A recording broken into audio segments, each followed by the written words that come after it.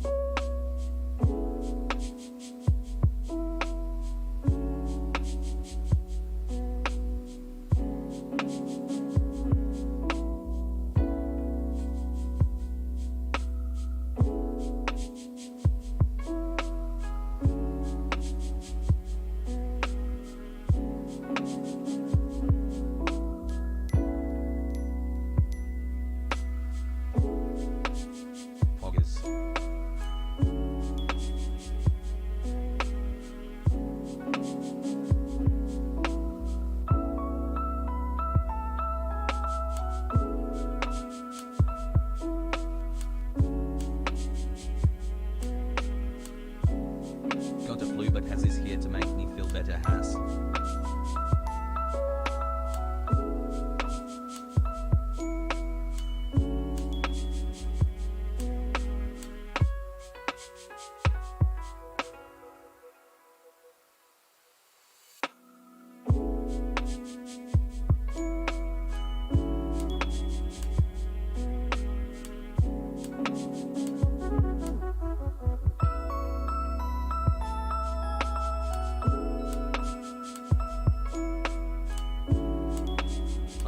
Till subscriber brain rot.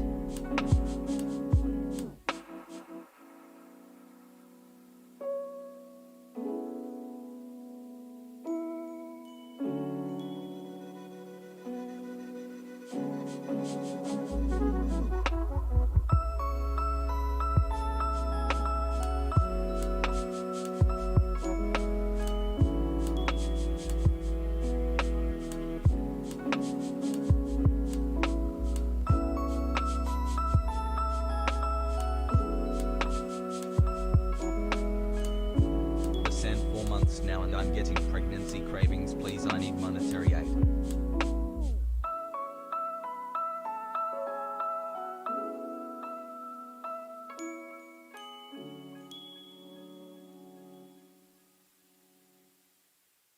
Happy 3-month Hasan smile.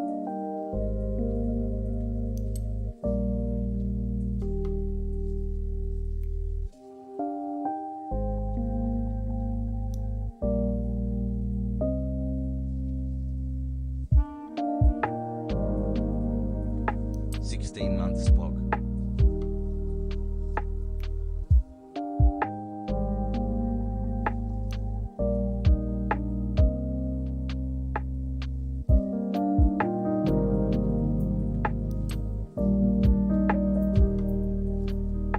Till the brain rot.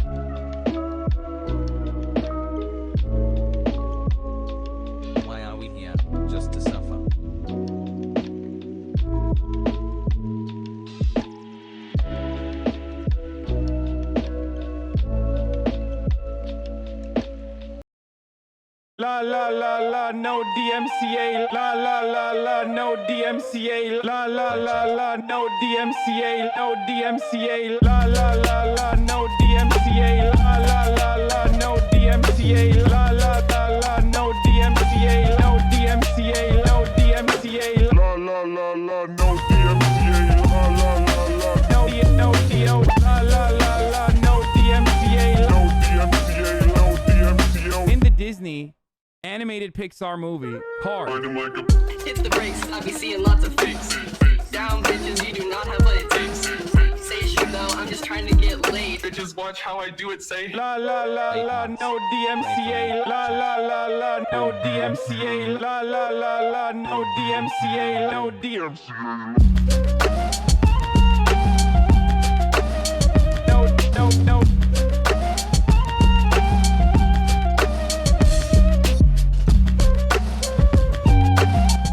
What's going on, everybody?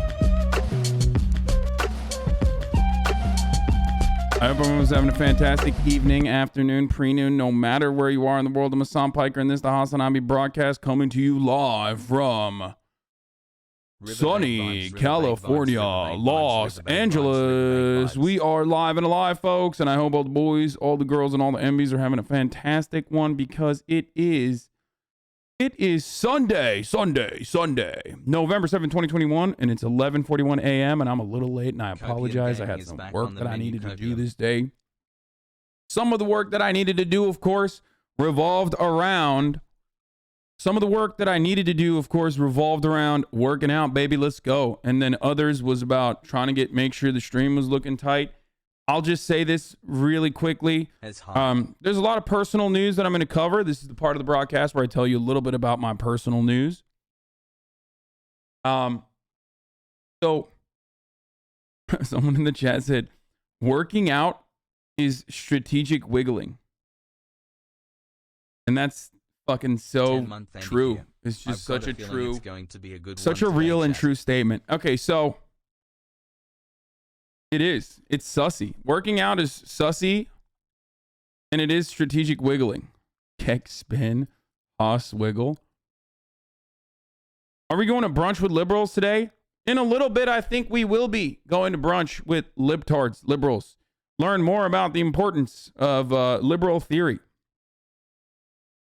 Anyway, let me say something. So yesterday, apparently, my stream was just fucking live, and I had no idea. We drove for an hour down to all the way down to Long Beach because I thought in my mind, foolishly that I could dare to create good content outside of the fucking desktop streams. I thought to myself, like, you know, this community deserves more. This community deserves fun. I set it up. I hit up Andrew. I said, Andrew, Complex Con is happening. Let's go down there together. It'll be a lot of fucking fun. Someone please have sex. Let's travel down there. Let's go fucking interview people. Andrew's like, hell yeah, I'm down. Okay. Then I hit up my boy Waleed at Market, previously known as Chinatown Market. Okay. And I really wish I could have streamed this, dude. This thing was insane. So many of you are dripped out the fucking wazoo. Okay. First of all, I just got to say, kisses to all of you that were at Complex Con that came up to me. Jesus Christ, dude. Like, people who say that this community does not have fucking drip. This community does not have drip. This community does not have, like, you know, swag, whatever. They're just jealous, dude. Okay? They're just straight up jealous.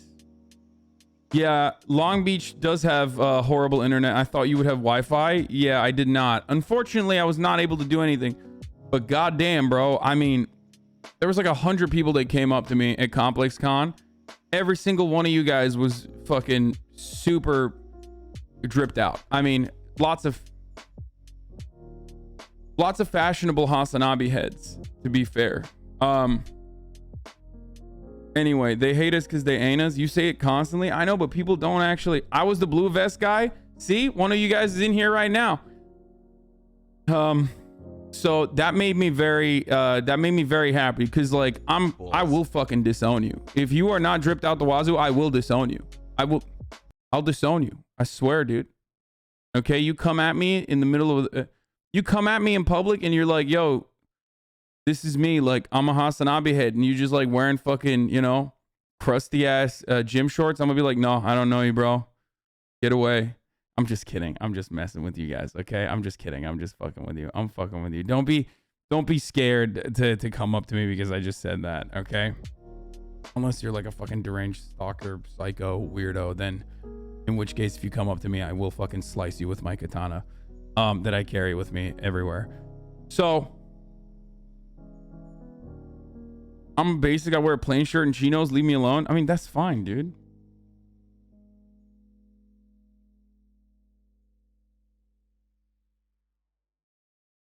Drip ableist much? Yes. I never leave the house wearing more than a hoodie and jeans and sweats. Don't do me like this. Okay, it's fucking, it's just, I'm memeing. I'm in a good mood because, you know, I was a little bummed out yesterday. Like, I really wanted to fucking stream this thing. And, like, we drove for an hour. And then finally, the moment we get there, zoop, the internet is just like no internet. It's like a black hole of internet.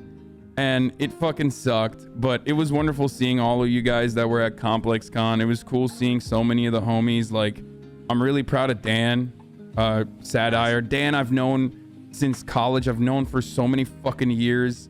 This guy had his own booth at Complex Con. You know, the boy Miggy and Kai, they had their own booth at Complex Con. Kai had his like that fucking booth at Complex Con, which Miggy wanted to like hook him up with some heat pressing. I mean, it was awesome. It was really cool seeing like so many of the dudes just fucking killing it. You know what I mean? So many people that I've known for years just absolutely killing it. So that power strip holding on by a thread? No, dude, that's Murat, dude. Murat fucking, he tightened the screws on this thing. This man gets extra drippy from Complex, yet won't even give chat some new drip / apparel. That's not true. New drip and apparel are coming. New apparel is coming. Which episode are you on? Twin Peaks? Yeah, I've been watching like crazy amounts of Twin Peaks too last night. So I'll talk about that right now. Did you try any of the food? No, I did not try any of the food. This is a dope hat. This is Kai's hat. So did you go to the Curse by Sean Brown booth? No, I did get this though. This is one thing. I will do some drip check today. But I did get this, and I didn't think that this was going to work well with the pink chain. This is not a, this is a 3D printed chain. This guy makes 3D printed chains, and then he puts like these fucking old toys in them. And you know, Will really wanted a Brock Lee one, so I was like, fuck it, I'm buying myself one, and I'm buying you a chain too, Will. Friendship bracelets. I chat people, hey. I got inspired by the heat prints that one day on the pants and jackets. No, this is literally Kai's brand since day one. He didn't get inspired by the heat prints. He has had this brand since day one. So when we walked into Miggy's studio that day, he was like, what the fuck? This is so perfect. Chat, this is a robbery. And they already knew of each other because they were on that same show on HBO.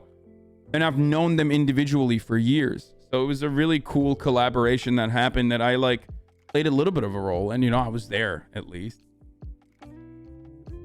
Isn't the hat of the Virgin of Guadalupe cultural appropriation? Yes. I am culturally appropriating the Virgin Guadalupe. Yes. Is that Logan Paul's $1 million chain? No. Hassle. So, Christopher Kites. Yes, that's the dude who makes these chains. These are, I mean, I'm going to be honest with you. They're a little expensive. Okay, they're a little bit on the expensive side. But the reason why I got this is because, here, I'll take the chain off for a second. 7 months and bro, can you imagine being like, I can't believe you're culturally appropriating Catholicism. Like, motherfuckers will really say anything. You know what I mean? Oh, am I culturally appropriating Catholicism, dude? That's crazy. The Catholic Church? like one of the most powerful, historically, one of the most Sunday, powerful Monday. institutions of all time. What's up, dude? What's next? Anyway, look. So this is the fucking chain. And I got a Super Saiyan Goku in it. And so the chain itself is 3D printed with these links, right? And I was like, oh my God, one of you guys who's in here right now, a HasanAbi head, who actually makes sick fucking repurposed like jeans and stuff, was telling me that he made these chains with another, collaborating with another designer whose name is Ian DeLuca. I don't know if he's in here right now. 1 year subiversary. Also a fucking HasanAbi head who sent me this in my P.O. box. Ian DeLuca makes these jewelries, okay? So when I saw that this other designer had collaborated with a HasanAbi head designer, I was like, all right, I gotta get this. I gotta get it now. Looking gorgeous for 14 months now. So that's what I did. I went and I got, I bought this, this chain. So shouts out to all the fucking fashion designers in this community. Holy shit. Forgot Catholicism forced their religion onto most of the world, but you appropriating though. Yeah, literally. Catholics would love the appropriation of Catholicism.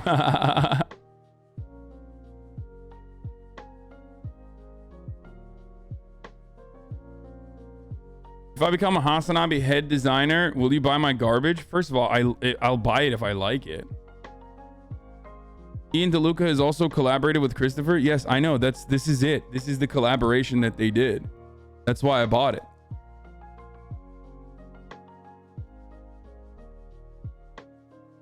Anyway. Well, Virgin de Guadalupe, specifically religious syncretism that happened in Mexico. Who cares, dude? Anyway, so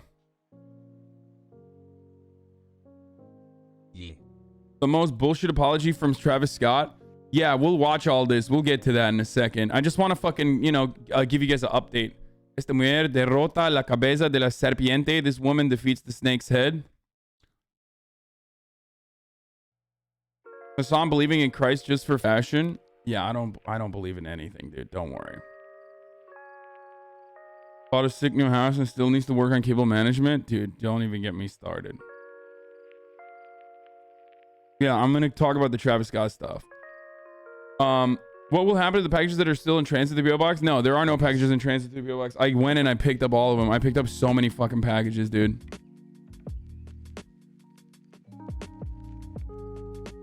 La Virgin de Guadalupe was a Spanish evangelist symbol made up so the indigenous people gave up on their pagan beliefs.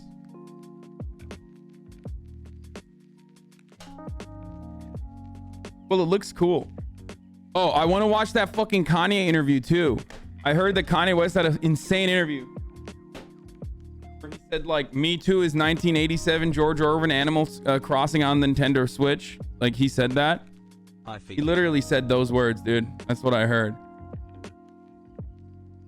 Exactly. So ridiculous people here saying it's appropriation. There are literal hundreds of versions in Spain. Yeah. Microsoft's tech event when Super Radlib had speakers state their race and physical description in their intros. Yeah, I saw this. It's not even just that though. The fucking main one was insane. It's like, this is on stolen land. Like we must,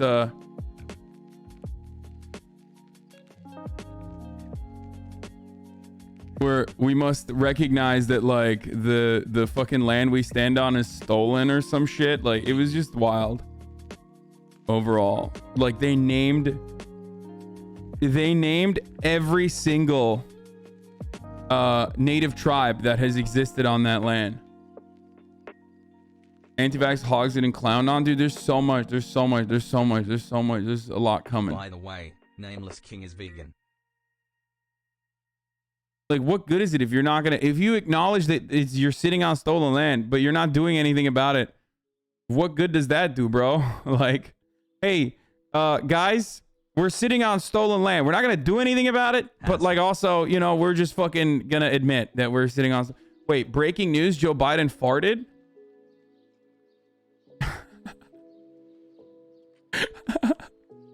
I'm like, boys, I haven't covered the news in a long time. I got a lot of fucking news to go through. Okay. Hassle, keep And up then the great chat content. be like, oh dude, oh dude, the news that you need to cover, the news that you must cover today is breaking news. Joe Biden broke wind in front of Camilla, the Duchess of Cornwall. It was long and loud and impossible to ignore. Camilla hasn't stopped talking about it. Hasan is my father. P-E-E-P. I love that. I fucking love that, dude. This is important. Dude, this is big. This is big stuff. Fart jokes are for rich people. He was just fucking, he was saying, BBC, I'm Irish, but with his ass. Breaking news, breaking wind. Okay? I love that. Ah! That's so stupid, dude. What a bunch of fucking, dude, this is the dumbest. That's incredible. Okay, okay. Daycare is open and we got a slammed Sunday for you. So Nodders. much news to go through from Aaron Roger. Rogers to Astroworld. All the way to Biden farting. Real. Get in now. Also showing all the free merch I got from ComplexCon. www.twitch.tv/HasanAbi. Is there a new Austinox as well? That's what I've heard. I think there's a new Austinox. I want to be at the INC. Putin Biden. Dude, yeah. Patricia McCloskey. Hassan fights for his life against Tyler One Emotional.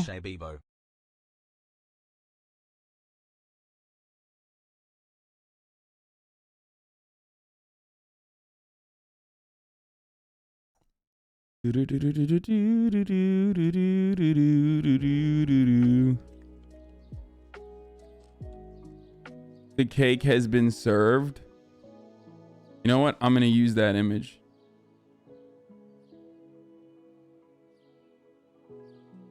Love you, daddy. Tweeted it out. Tweeted it out with cake so I get some fucking retweets. Shameless, dude. Shameless. But, you know, this is like, these are the fucking lows I will sink to, boys. These are the lows I will sink to. I'm not ashamed. 3 months. Retweet that.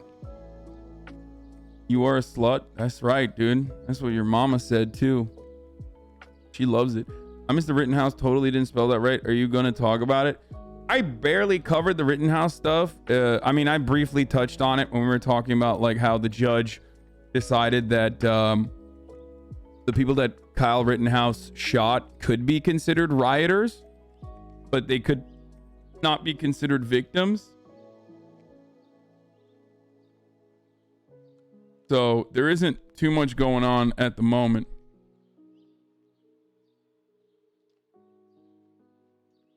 Does this mean you're in the next Channel 5 video? No, because I couldn't even find Andrew, dude.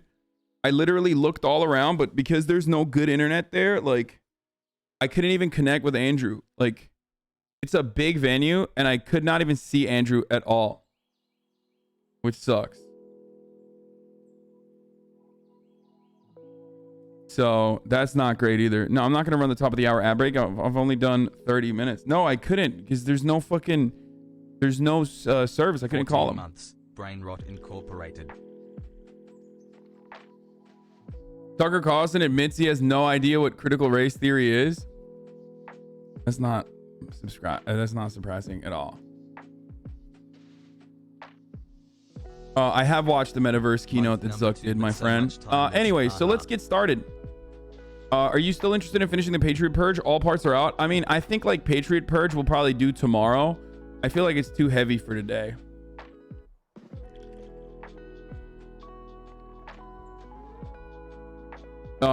And you know, fucking QAnon supporters are in Dallas still waiting for JFK Jr. to reappear.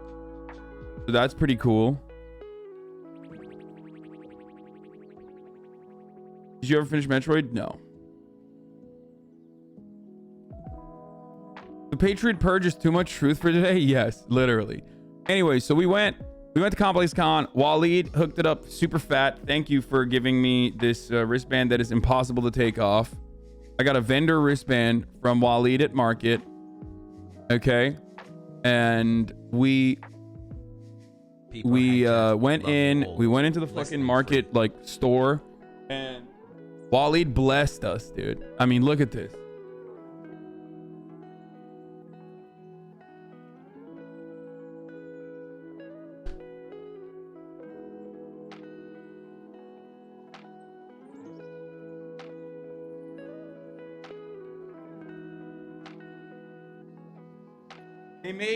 They made fake basketball merch.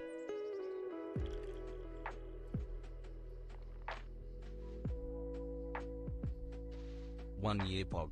Hope her doing good.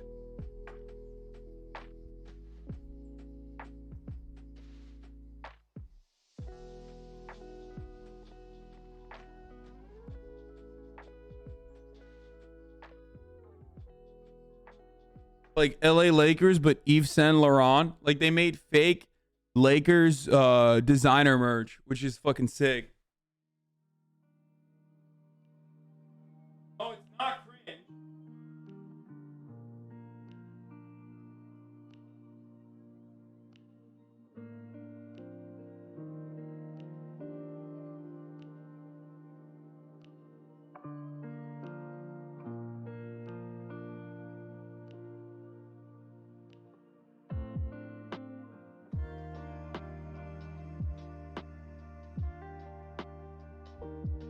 Poggers. I like it.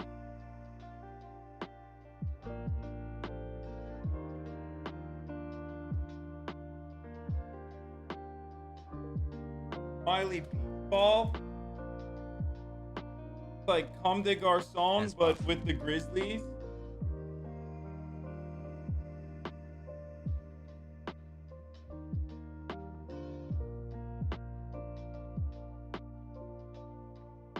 This one's the sickest though. Look at this. Bro. We did it. 1 year, baby.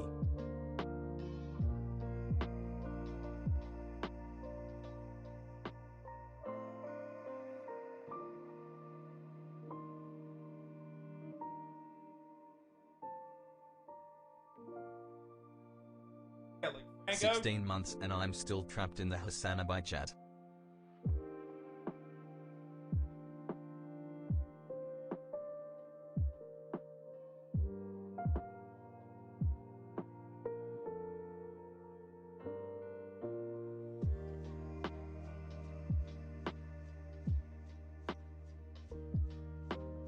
And it fits.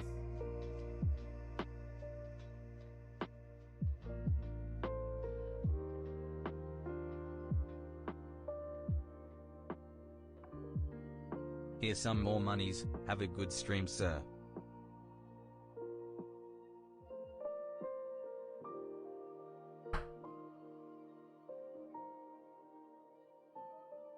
So that's huge. Like I love rugby shirts. And I can't.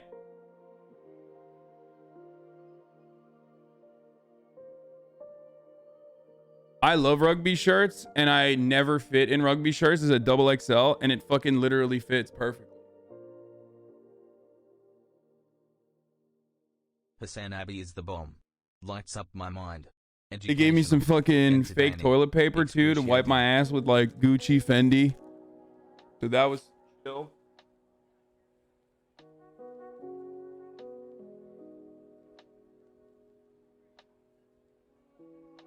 17 months has buff.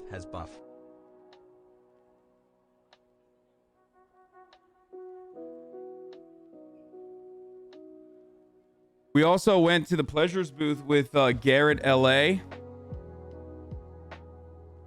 who's a streamer as well, and I think he like used to work in music or something. I don't know, but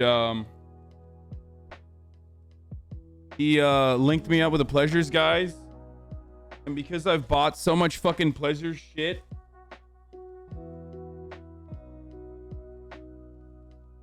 and where it's so goddamn frequently that like the dude literally knew who I was.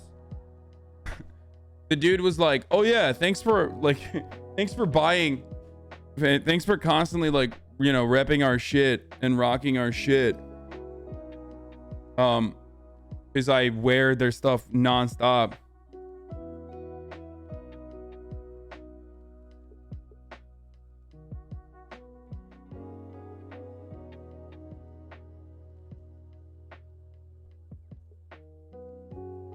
Cyber Power TV shirt? What do you mean? Cyber Power PC shirt? More clothing haul? Tell me more how people love you oh so much. I mean, it's not about, I don't think they love me. I think they just like, oh yeah, the fucking Cyber Power PC motherboard shirt. Yeah, that's true. Reducing stun locks and ignoring the troll's hassle.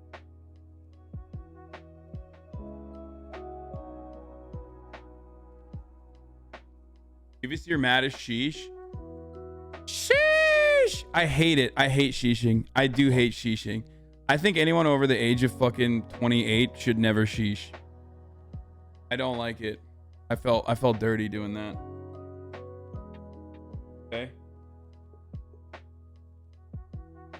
That did not feel right doing. 28 is generous? Really? Anyone over the age of 16, Lamau? Okay. Fair. You gonna watch the first episode of Arcane on stream? Maybe.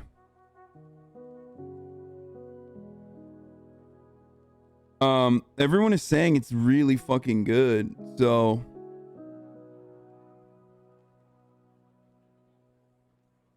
I don't know. Maybe. All right, let me get down. So yeah, Pleasures, they're doing a collab with Crocs or something. So they were like, so he was trying to get me some of those, but they didn't have my size. So he just gave me some shirts too. But that's pretty much it. I was trying to not get all the free shit. I feel bad.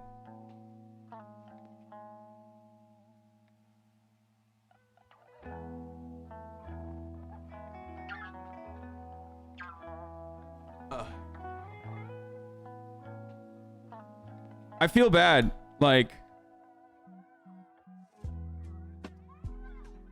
when I get free stuff, because I just don't have a lot of space. Hassle. So I usually, you know, I feel not great that I'm, you know, I'm taking more free shit. I mean, I do have space in my $7 gorillion home, mansion, castle, but like, I just don't like having all this stuff. You know what I mean? Just re-gift free stuff to all the other people. See, that's the funny thing. I love doing that, and I want to do that. Except the problem is, who is like triple XL? Pro gamer, you were robbed.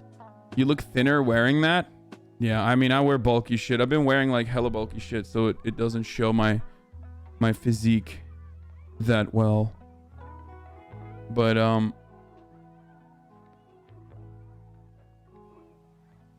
like, I don't know anybody that's like my size. I don't know that many people that are my size, you know, that I could fucking you know, gift this off to. But all right, let's get started. So yeah, that was ComplexCon, was a lot of fun. Loved seeing all the people. Last night I hung out with Will, and we watched the fucking Usman fight.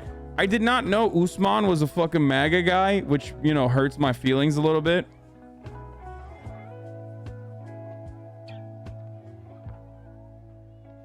I'm a big fan of Nigerian Americans, and so it's always sad when you see he's not. Well, Colby definitely is MAGA, but Usman is too. Dude, yeah, Usman is. Colby is the main MAGA guy, but Usman is also MAGA. I did not know that. But it is kind of, it is the case. That's the T. That is literally the T. Like, he is straight up fucking, like, very, very right wing. What if we're HVAC Yes, tech? the fighting pride of Nigeria is right wing.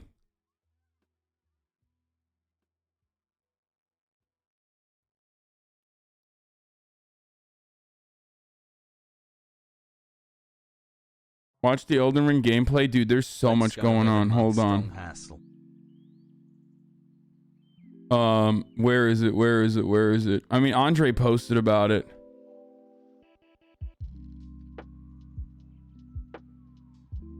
Let me see if I can find it.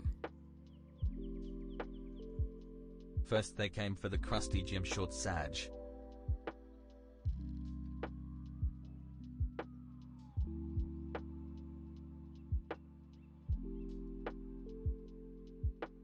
Most fighters are so individually focused that they're inherently right wing. I mean, fucking.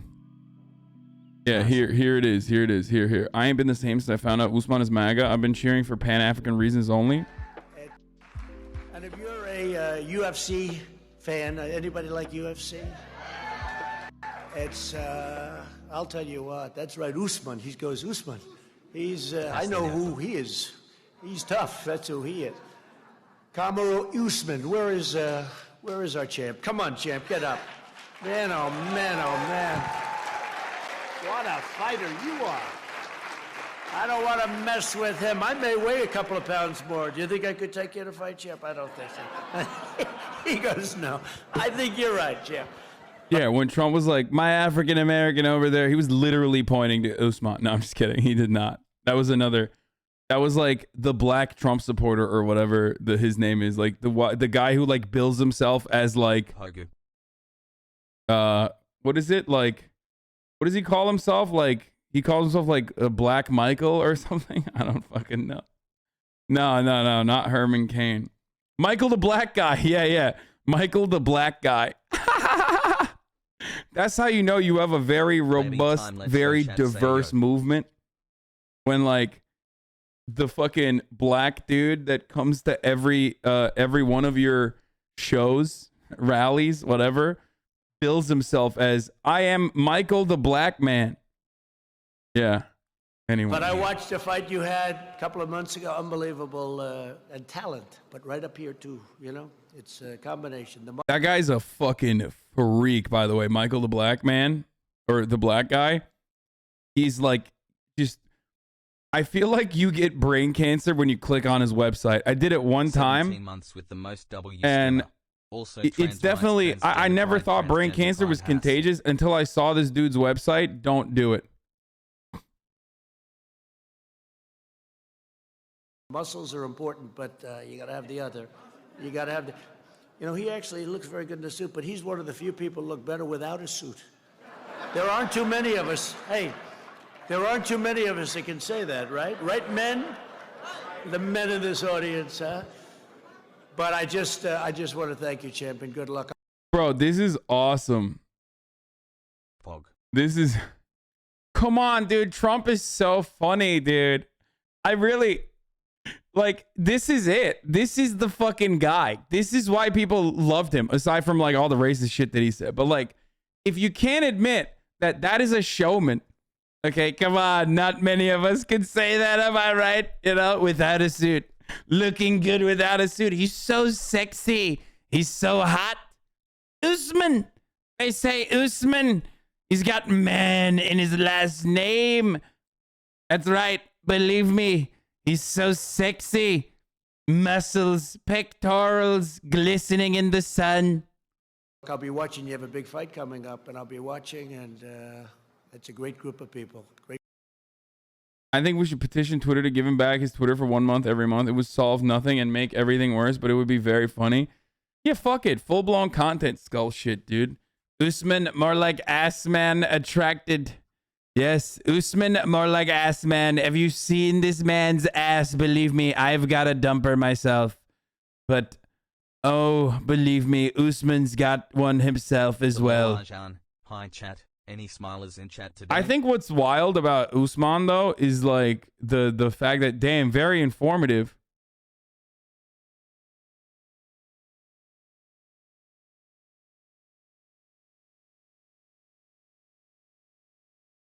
It's kind of funny though that like Colby Covington tries to fucking like bill himself as like the MAGA fighter. Bro, he's wearing a barstool hat too. He's a stoolie. He's you know, Colby is trying to be like a like, you know, MAGA fighter. He's like trying to bill himself as a MAGA fighter, right? Whereas like Usman, people don't even know he's like MAGA. Trump loves him. Trump calls him out regularly and beats his ass too on top of that. It's great. This is probably an ironic tweet, but he is a right winger.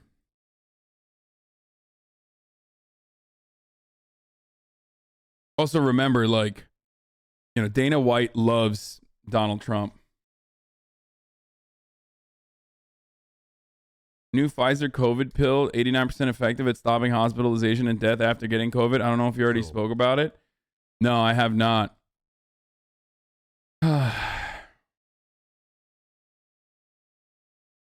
Yeah, we will do fucking yeah, this is funny. I already retweeted this.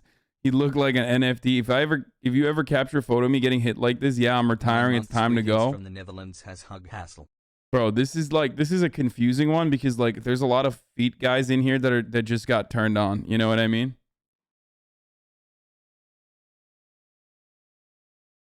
It was extremely satisfying. And it didn't hurt when a surplus of like celebrities, crazy celebrities. Thank you. Well, that whole MAGA shit out of this guy. You know, you attach yourself to that whole MAGA thing, and you know, there's a lot of people that'll support. I want to just do a quick shout out to Bandicam. Okay, you don't really see it. You don't really see Bandicam logos that much on the internet anymore, and that's a throwback, you know, to a bygone era. That's like OG YouTube, you know what I mean? I'm like fucking 20 again. You because of that, yeah. But man, there's so many. Like if you fall down, there's so many that just can't wait to piss on you and kick you. Oh man, yeah, it's such a polarizing position that he took. He did, but you know, I'm friends with this Trump now. So. Yeah, that was going to talk about that. You were saying that you were going to go visit the White House, and tell me about the book because that's what's hilarious. I'm going to do it. Yeah. I'm going to do it. I'm going to go to the White House. But you also me and Dave picked up talked about it. Donald Trump Jr.'s book. I picked up Donald Trump. I picked up the book, and you know, initially was like, okay, because this guy tried to troll me during our press conference. He was trolling me. Like, he sat there while I was talking. Like, someone said, imagine thinking Joe Rogan is liberal. Like, Joe Rogan is not a liberal, right? He definitely has a lot of ideas, especially like when it comes to COVID, that is like way more fucking far right and fringe than anything else. But Joe Rogan is a fan of Donald Trump in the same way that I am. Like, let's be fucking real. He's not like, if you think he's like a big Donald Trump supporter, I don't know what to tell you. Like, he's just not. He loves Donald Trump in the exact same way that I love Donald Trump. It's like saying I'm a fucking Donald Trump supporter. You know what I mean? He voted for him. No, what the fuck he didn't. He was like fucking, he's like a Bernie supporter, dude. Get the fuck out of here. That doesn't mean that not like a MAGA dude, but not like you either. Nice. No, I'm saying his liking of Donald Trump is similar to me liking Donald Trump. Which is, of course, a lot easier to do when you're like a fucking rich white dude, straight up. Like, especially with Joe Rogan's situation and his background, like, he's the easiest thing to do for him. Like, it's even easier for him than myself. You know what I mean?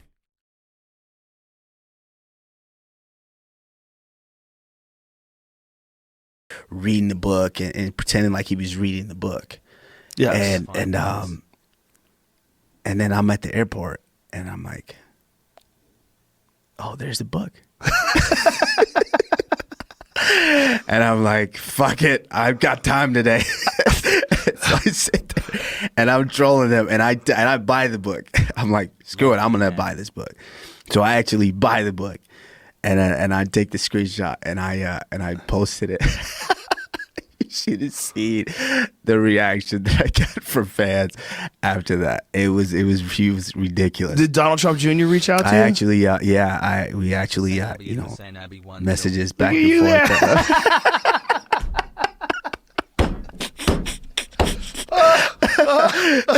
Hey, you're wearing a red hat too. It's the wrong red hat, but you're wearing a red hat. No, but dude, this is the dumbest. Nothing of worth. Nothing of worth was gathered from this video. It's like, oftentimes, Joseph Rogan has like at least like, you know, interesting, cool shit that he's able to gather. This is wild. This is like just a terrible video. I just did not understand anything from this. Like nothing new came out of this. All right, let's watch this though. This is fucking awesome. So I guess Microsoft did this like, is this an internal like meeting video that leaked? This is this is wild, dude. This is actually a fucking wild ass video. Hello and welcome to Microsoft Ignite. We've got a big day ahead and lots in store for you. First, we want to acknowledge that the land where the Microsoft campus is situated was traditionally occupied by the Sammamish, the Duwamish, the Snoqualmie, the Suquamish, the Muckleshoot, the Snohomish, the Tulalip, and other Coast Salish peoples since time immemorial. A people that are still here, continuing to honor and bring to light their ancient heritage. Bro, it's like, I mean, respect for like knowing all of the tribe names. She's reading it off a teleprompter, but you know. Yeah, you are back home. Bro, you know she studied that. Like the night before, she was like, I can't fuck this up. The Squamish, like, I can't fuck this up, especially like right after Squamish. I'm gonna say Duwamish or whatever, and like, you know, this is gonna be a tough one. You gotta fucking nail this. You have to fucking nail this. Can't wait to reach 9-month brain. Those are also the names of popular cities here. Wait, really? My name is Allison Wines. I'm a senior program manager. She straight up mispronounced almost all of them. Oh no. Oh fuck. In our developer tools division. I'm an Asian and white female with dark brown hair wearing a red sleeveless top. And What is that? That's new for me at least. Like, cause you know, I spend most of my time with you degenerates in here. So like, I don't really know what's going on. You know, what is that? Like, why do they do that? Is it for blind people? Accessibility? Maybe it's something for deaf people. First of all, 5 months. No, it's not for deaf people, dude. Why would today? Yeah, deaf people famously can't see color. So that's why. What makes it is for deaf people. It's for the blind? Oh, okay. Hell yeah, baby. 2 Mets with HasanAbi. Is there a reason? Like what? Why? Like what's the... Is that like actual accessibility that like people want? They're like, oh fuck, it's like, this is good. Seth Juarez, program manager in the AI platform group. I'm a tall Hispanic male wearing a blue shirt. Motherfucker said tall. It's like, what if you lie? You're like, I'm actually incredibly fit, muscular, full head of hair, Turkish dude. I'm looking sexy as fuck. You just start lying to the blind. Yeah, I'm fucking jacked. I got a fat cock, dude. It's like, stop. Hassle sussy. You're doing it again, Frank. Why are you flexing on the blind? Blue shirt, khaki pants. Today we kick off 2 days of learning more about the latest solutions, exploring how these key innovations can empower you to... It's kind of wild, though. This helps the blind people who want to be prejudiced to judge before they start presenting. Pretty cool from an inclusion perspective, not gonna lie. I'd appreciate it if I couldn't see. You have to do this every time you boot up the stream. Lol, doesn't make sense. Depending on the type of blindness, they have no clue what red, Asian, or even tall looks like. Lol. I just don't understand. Like, I mean, dude, first of all, people that look to this and go, society is falling apart. What the fuck? Like, dude, chill. Okay. They're just like being more accommodating. Fucking calm down. It's funny. You can make fun of it, I think, a little bit. Like, I think it's kind of funny that they're just like going through all of this, especially because it's like, you know, especially when you're talking about like the acknowledgement of like the indigenous tribal land that you're sitting on top of. Like, you ain't doing shit for it. You know what I mean? What? Like, you're just fucking. It's just weird. It's like not an issue, but it's weird.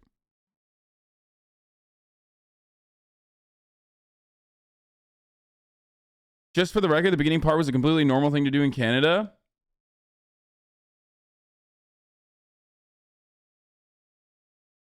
You're just gonna ignore the dude who said your name 20,000 times? What? Fuck? Are you alright, dude?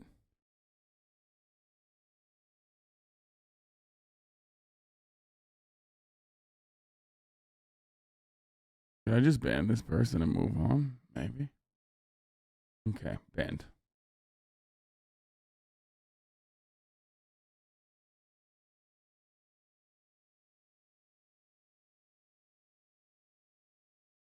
Anyway, are we gonna watch the SNL today? Yeah, we'll do lib theory in a little bit. Okay, don't you worry. Don't you worry about a thing. Okay, we got lib theory coming up. There's going to be another Coca-Cola internal training that Chuds will be mad at. Welcome to Coca-Cola. We would like to acknowledge the murder of Colombian union leaders. Yeah, let's be real. That's never going to happen, okay?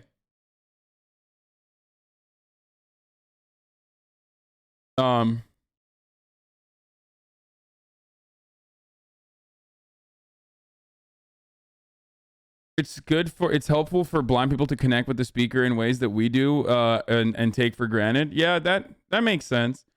Like I said, it's just like seems odd, the accessibility part. I don't really care about like the I'm wearing a purple shirt. Like, what the fuck? What difference does that make? You know what I mean?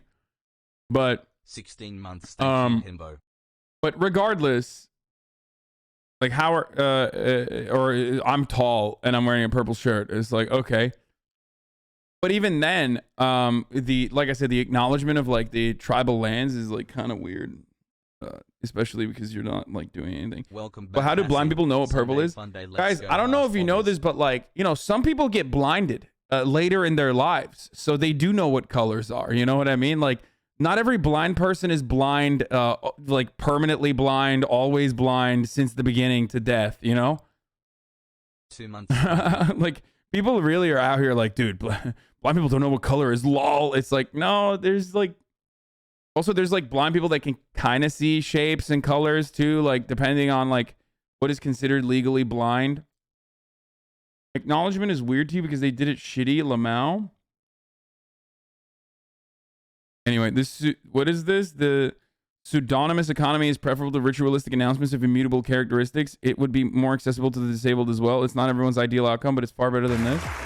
Hello, everyone. I'm Natalie Gadilla. I'm a Caucasian woman with long blonde hair, and I go by she, her. I'm a product marketing lead here at Microsoft and co-host of the podcast Security Unlocked with this guy. Yes, that would be me. Hello, everyone. I'm Nick Fillingham. I'm a Caucasian man with glasses and a beard. I go by he, him, and I'm a... Are you fucking kidding me? You're not going to mention this? Bro, trust me. No one is seeing your Caucasian madness when they got this on the top of your fucking dome right here. All right, listen. I'm wearing a fucking mohawk, dude. I'm over the age of 30, and I'm wearing a fucking mohawk, dude.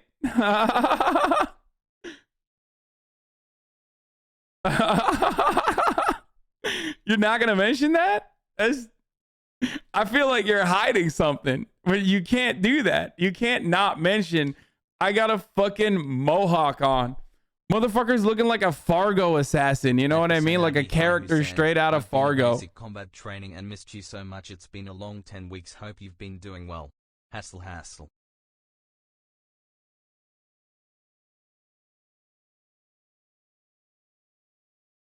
Security evangelist here at Microsoft. We are so excited to be with you. Like the thing that I think about is like people are saying, well, it's good for podcast listeners or good for people listening. It's like, okay, I've literally never been like, I'm listening to the latest episode of Chapo Trap House. And I would really like Felix to describe exactly what he's wearing and what Matt's beard looks like right now at this stage. You know what I mean?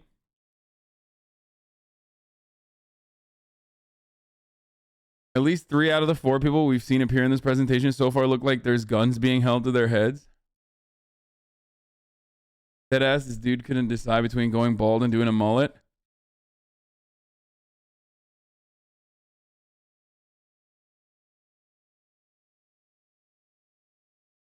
Call Asman, he's crying. What? Yep. And if I was blind, I imagine I would care even less. I mean, I don't know. We'll never know. Happy anniversary, Fartman69.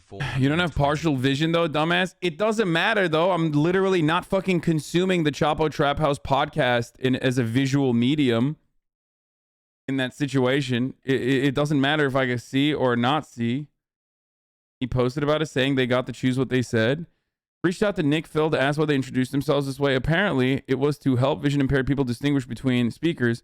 Personally, I still have serious concerns about this way of emphasizing racial labels, but this does add helpful context. Wait, why? What? 15 months, babe. We did it. Yo. Why don't you focus on fucking doing foreign relations, guy? Okay? Contributing editor to The Atlantic, senior fellow of the Council of Foreign Relations. I'm very concerned about this. Like, yo, fucking concern yourself with some bitches, okay? How about that?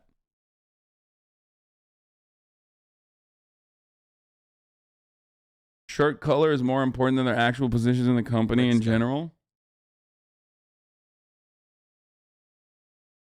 It's just like, it's just so silly. Like I said, ultimately, it is unimportant. It's like a brief accommodation or like a minor accommodation. And if you're making a big deal out of it, you're like kind of a dweeb. Okay. Ultimately, it doesn't matter in the grand scheme of things. And that's it. That's all I got.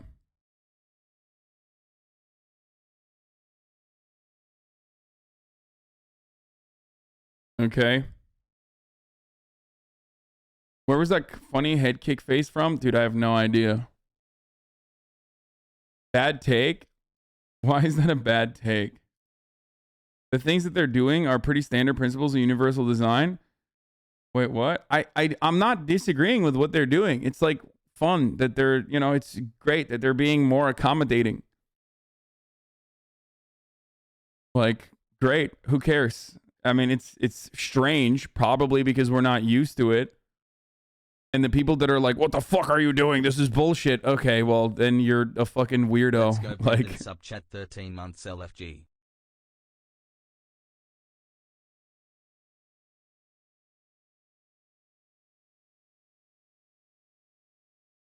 standard to have a separate audio description track, not have it as part of the script. Anyway.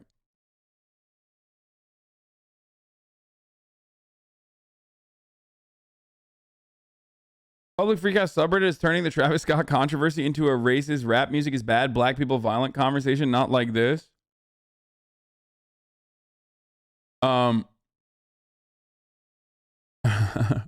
Motherfuckers would be like, I agree with what you're saying, but I disagree with the way you said it, so I'm gonna say it's a bad take.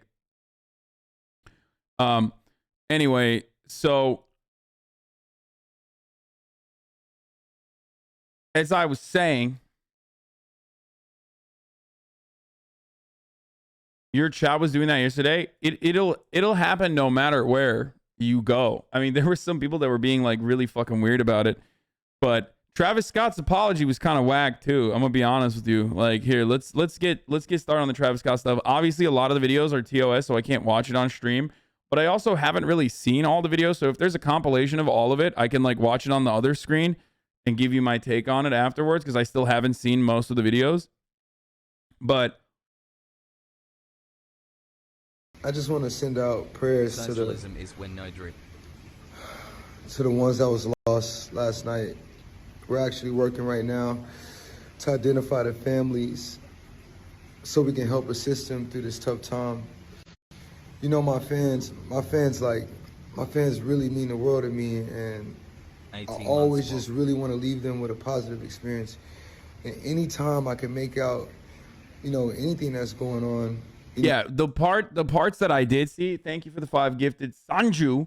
The parts that I did see, I told you, like, it literally looks like straight ritualistic sacrifice. So, like, any conservative that fucking watches that shit is gonna straight up, any conservative that watches that shit's gonna be like, oh, I knew it. Like, this is ritualistic sacrifice. Like, black man doing rap music is killing the teenagers. Like, because especially when he's humming, dude, it's crazy. Like that video when he's humming over the whatchamacallit, over like the fucking crowd as they're like literally trying to body surf the fucking kids away. Dude, some shit happened. Okay, you want to know what my speculation is? I don't think that like someone was jabbing people with fucking needles, but I do think that maybe someone was distributing like really fucking like a bad dose of drugs. Okay, that's my speculation. Don't get mad at me. I think like just like a crazy some crazy shit. Okay, most likely. A lot of drugs get passed around. A lot of drugs get passed around in fucking concerts like this. Okay. And you know, you always have to be careful. Don't do fucking drugs at concerts like, or don't do other people's drugs at concerts like this. Obviously test it, get your fucking test kits ready to go beforehand. You know what I mean? Like there's just there's shit like that. Bad organization played a role. Like people were fucking overcrowding areas. Okay, overcrowding areas that they weren't supposed to be in. There was no like precautions to stop in a situation like that. Hassle. People were fucking trampled. No, people just literally got trampled. Bro, there were fucking people like seizing up on the ground, dude. I mean, that was just nuts. There was a major issue with overcrowdedness too.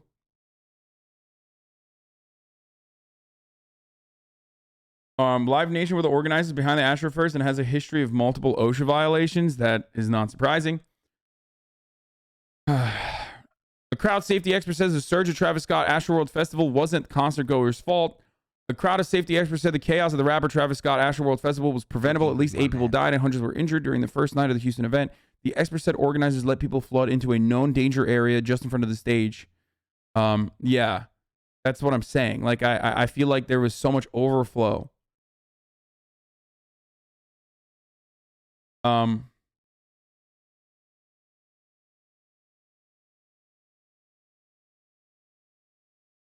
Shawn Cee made a video about this. All right, I'll watch his video about it. Apparently, he blurred some of the TOS this is stuff. Precisely why I'm not generally a concert goer unless the artist is an indie artist. They don't have a large fan base. Capitalism beckons. For the record, like I despise festivals for this reason. I briefly talked about this yesterday on the ride down to Long Beach when I was like not able to look at all of this stuff, all the stuff that was going on. But like, this is why I hate it. You're literally braving the elements to like listen to your favorite artist for like a little bit on high as fuck. You know what I mean? On a boatload of drugs, and it sucks. It's like not overall a fun experience. Like, I mean, it can be really fun, but also it's just there has to be better methods of consumption. I've literally never been to a concert where I'm like, or a festival where I'm like, fuck man, this is really good. Like, and I've been to a fuckload of festivals, dude. Like, it's not for you. Shut the fuck up. I'm just saying, like, it's unpleasant. Okay. It's unpleasant. Like there are, you know, I still have fun in the end, but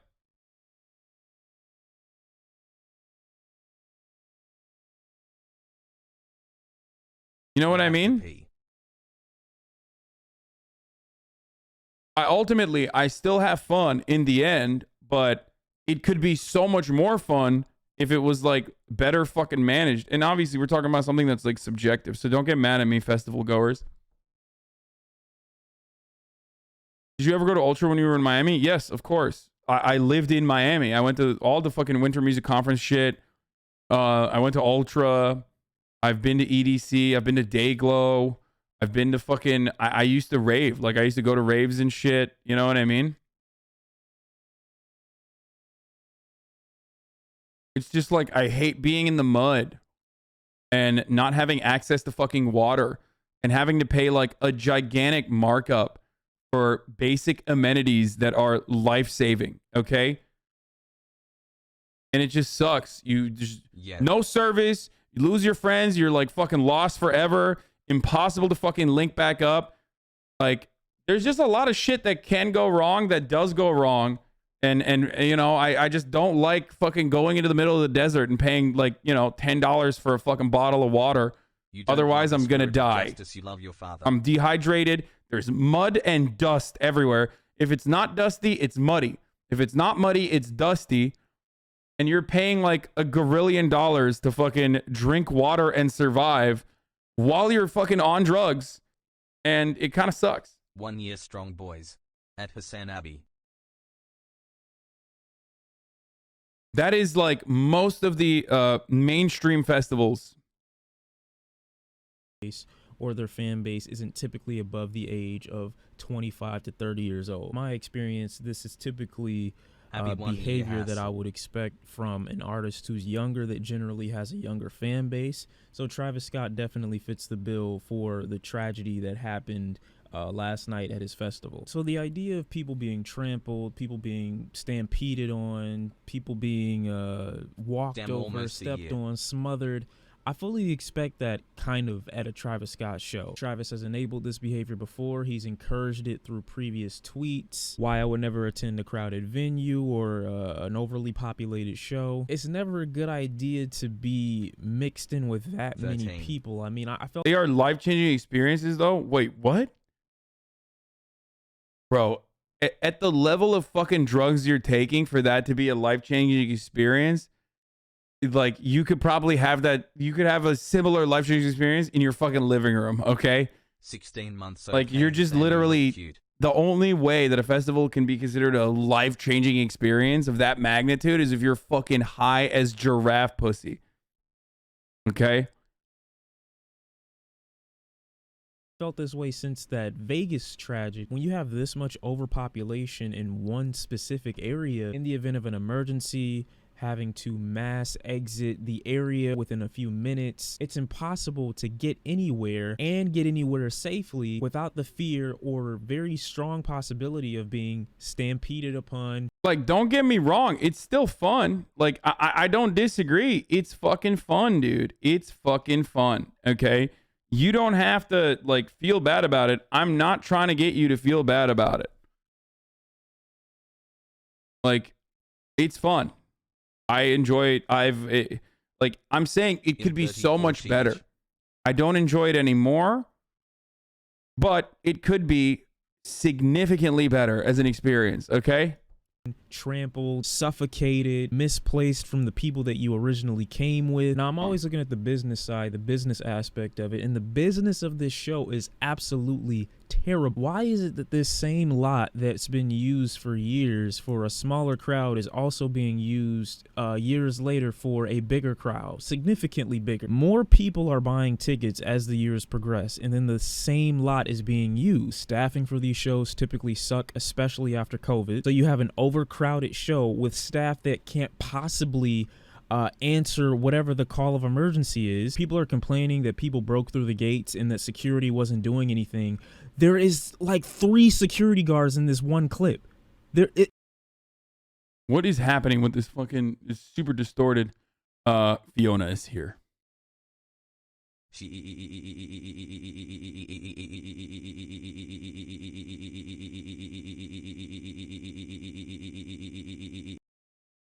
Bro, are you okay? What happened?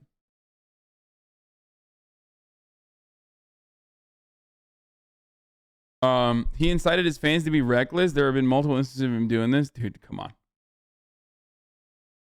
It's impossible to contain this many people with this level of staff. You think this one guy is going to block everyone from getting in? You have to keep into account what a security guard is even legally able to do or obligated to do in certain situations. They can't even touch you in certain situations. 2 water stations built for a crowd of over 50,000 people over the course of 2 days. I know there are people that are going to cite all of Live Nation's follies and everything that they've done wrong over the course of the past decade or so, or even longer than that, but keep in mind, Live Nation is a billion-dollar company, and with any company that makes that amount of money, you're going to have citations, you're going to have lawsuits, you're going to have plenty of violations over the course of your business, because business is business. Nothing just runs smoothly all the way through just because you make a ton of money. That being said, this overpopulation and this consistent understaffing seems to be too normal of a thing with this particular company. The fact that this video even happened and you understand that it was before any deaths had even occurred shows me the negligence of the people that are running the show or that have the ability to prevent a show from starting. After seeing this, the immediate protocol should just be, you know what, we're not even gonna have the show, or we're going to cut. Yeah, no, this is before the show. They fucking break through the barriers and shit. Watch the trailer for the event. There's literally footage of gate rushing from prior years. Is that not inciting? Okay. So the thing I'll say is like I'm gonna, as always, have a balanced take on this, which is precisely why I will upset the people that go to festivals all the time by saying festivals are kind of dog shit. Okay. And then I will upset the people that hate festivals by saying this kind of stuff happens at festivals all the time and it's not out of the fucking, it's like commonplace and not out of the norm. And like part of the reason why they don't stop festivals when this shit happens is because it happens regularly. Okay? So that is literally like, I'm just going to piss off every single person with that reason. Part of the reason why I don't go to festivals is because it does happen. This shit does happen regularly.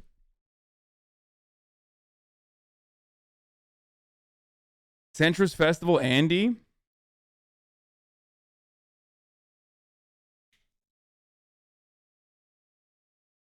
Not 8 people died? Bro, more people have died in fucking festivals. What the fuck are you talking about? Like, Lemon, good job. You found the dumbest possible take. It's not the dumbest possible take. Festivals are incredibly fucking difficult to manage overall because people go buck wild, okay? And festivals would not be fun if people didn't go buck wild. So, like, part of the reason why people fucking do that is so that they can go buck wild at a festival and like listen to their favorite artists and go crazy and like jump up and down, fucking, you know, do drugs, all the shit.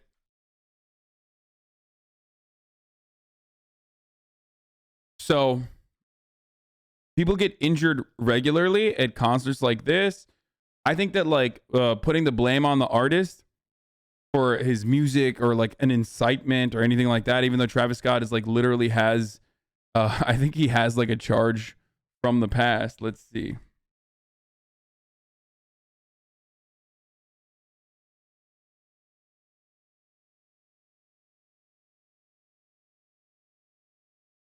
Travis Scott concerts are known for violence and injuries, reports show. Like, this is what I'm saying. Dude, every single concert, most fucking festivals of this size have this shit, dude. This is like the Woodstock conversation all over again.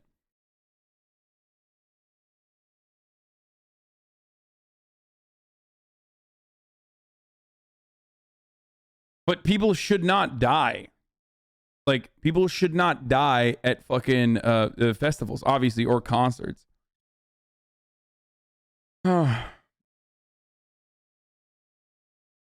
She knew the area wasn't safe. Some real victim blaming. Wait, no, I'm not saying that at all. What the fuck? Okay. I do think that no one should fucking die. I think festivals should be better managed. We all agree on that issue. Okay? 1000%. We are all in agreement. No one is going to be like, dude, yeah, people should die at fucking festivals. Like, that's... No, dog. People should die at fucking festivals, bro. Like, I did not say that. You know what I mean? And I do think that Travis Scott could have actually prevented some of the issues. Literally, like if he stopped, if he was adequately informed that like people were fucking like, you know, it was chaos on the ground beyond like the regular chaos at a festival that's like raging and going buck wild. Okay. If there was like an actual serious situation where like the festival needs to be stopped, which this absolutely was. I've been to hundreds of concerts. I've never seen anything like that in my life. Also, the cameraman ignored that girl screaming. It's not a festival if people don't die. Kidding. Travis was literally staring at the dead body, humming. How can there be any doubt that he's not at fault? I saw that video too. That video is fucking insane, dude. Like that video is absolutely insane. It's a crazy video. As far as like seeing ambulances and stuff, like, you know, people fucking pass out from dehydration and shit like that at festivals regularly for the reasons that I already described to you. Adequately informed, bro. People were storming the stage. Okay, let's look at the timeline. After this video, I'll look at the timeline as well. The amount of people that are able to attend at this point, because this is ridiculous. You have people stampeding at this stage. They haven't even seen Travis yet. Police departments, the fire departments, the medical staff. How is it that, and I know this is the state of Texas that we're talking about, you know, this is already a breeding grounds for the worst situation humanly possible, but how do you look at this particular lot, say that it's suitable for 50,000 people, and whoever makes the decision to okay that says okay, think it's suitable to have 2 water stations serving a 50,000 people crowd plus more, understaffed security, understaffed medical. The amount of people that these specifications, these numbers have to go through before it receives an okay is ridiculous to me, that it was still given the thumbs up. Looking at this before it even happens, it looks like a breeding ground for disaster. Apparently, some of the healthcare workers who were actually at the event said that they were undersupplied. No AED, no stretcher, no gloves, no ambu bag. So we already have an overcrowded event with understaffing, and now we don't have enough supplies to take care of the people if there is a crisis. And that's just referencing the people who died. There were hundreds of people who were injured, but the number of people whose lives were put in jeopardy in a situation like this is well into the thousands. The show organizers, Live Nation, Houston, Harris County, we have to get through this many systems before this show is even given the okay. And it still got the okay, knowing how it looks. That the only thing that like abso-fucking-lutely, without a doubt, puts Travis Scott like I think beyond a reasonable doubt at fault is if the cops and the EMTs reached out to Live Nation to stop the event, as they are saying now, 8 minutes in, and then the show went on for another hour, then he 1000%, if he heard from a fucking stage manager or someone to fucking stop the production and refuse to do so, that's really fucked up. Like if he's informed of casualties and continued the concert, then yes, it is insanely morally abhorrent, irresponsible, and he will probably fucking like literally face incitement to riot as he has in the past, and also on top of that face like criminal penalties.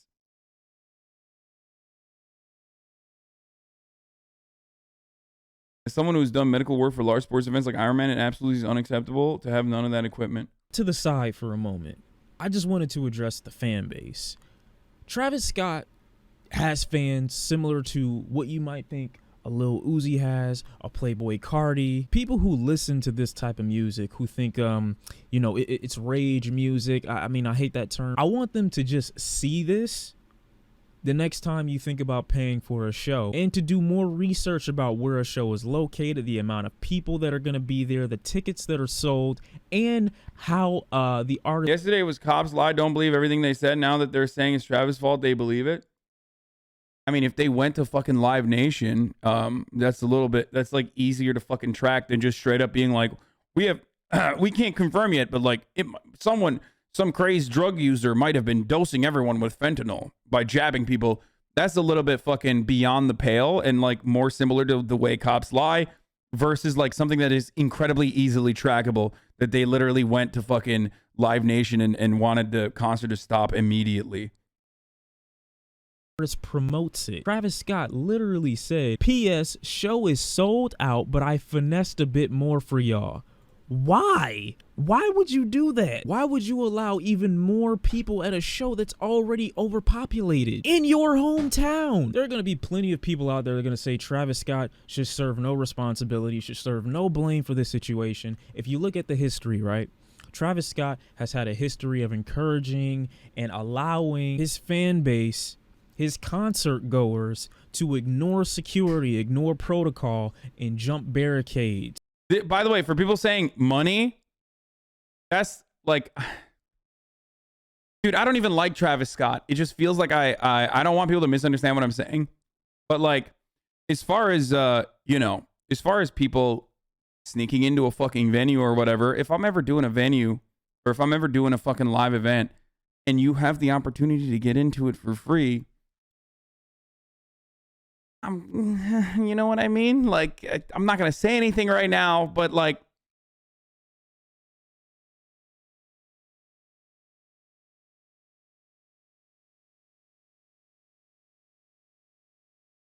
you know what I mean? This is where top 40 folks, no, I'm talking about encouraging people to jump barricades and shit. That's what I'm referencing. As far as live events goes, that's an artist's bread and butter. So it 1000% is about the money. It 1000% is partially because like this is it. Like that's why you overbook a venue. That's why you fucking overcrowd. That's why you do all this shit. I was just talking about like, if you're able to, I don't know, get better seats or better access for free, I'm not gonna fucking fault that. Stampede the front stage, putting the lives of the security staff in jeopardy, putting the lives of the medical staff in jeopardy, putting the lives of your own concert goers in jeopardy for the feeling or emotion that you have in a show in the moment. When you have a history of encouraging this type of behavior, it's going to follow you. It's going to grow and evolve. It's not just going to dissipate. People are going to remember Travis Scott's cool with us doing that. Remember his show from 5 years ago, from 4 years ago, from 3 years ago, where he told us that we could just ignore security and just start a mosh pit, start a riot? You remember when he told us that before? We can do it again. And then you see that he's allowing more people at a show that's already looking overcrowded. Maybe the artist just shows up and they don't look at any of the specifications, the numbers. They don't look at where they're performing, even though I find that extremely hard to believe. For safety measures, I would assume that they would be told something, because even the artists live themselves are at jeopardy when you have this many people at a show. That's why I said I don't want to attend shows that traditionally have a younger crowd, because younger crowds are typically easily influenced even by something that is a horrible suggestion by the artists themselves. Now we have tweets that are coming out from other people saying that Travis Scott is the one who is looking at people as they've been carried out and he's being unresponsive and continuing the show. This clip, for instance, in context, is actually not as damaging as it looks. Travis Scott was stopping the show periodically to allow people to be carried out when it was a little bit more calm. So this is what we saw. That makes it so much worse, in my opinion. If he fucking saw people, okay? If he saw people that were being carried out and it wasn't like lights blinding him or anything, and he just straight up was like, all right, we're going to stop it periodically instead of stopping it altogether, that to me is an indication that he is aware that shit is fucking seriously gone wrong. Okay? No, you turn the fucking lights on, you stop the music, and you say, everybody, in a calm and collective manner, we have some EMTs that are coming in, and they are going to help people out. And he did not fucking do that. And instead, he sang to a fucking fan that was being crowd surfed out of there towards the EMTs.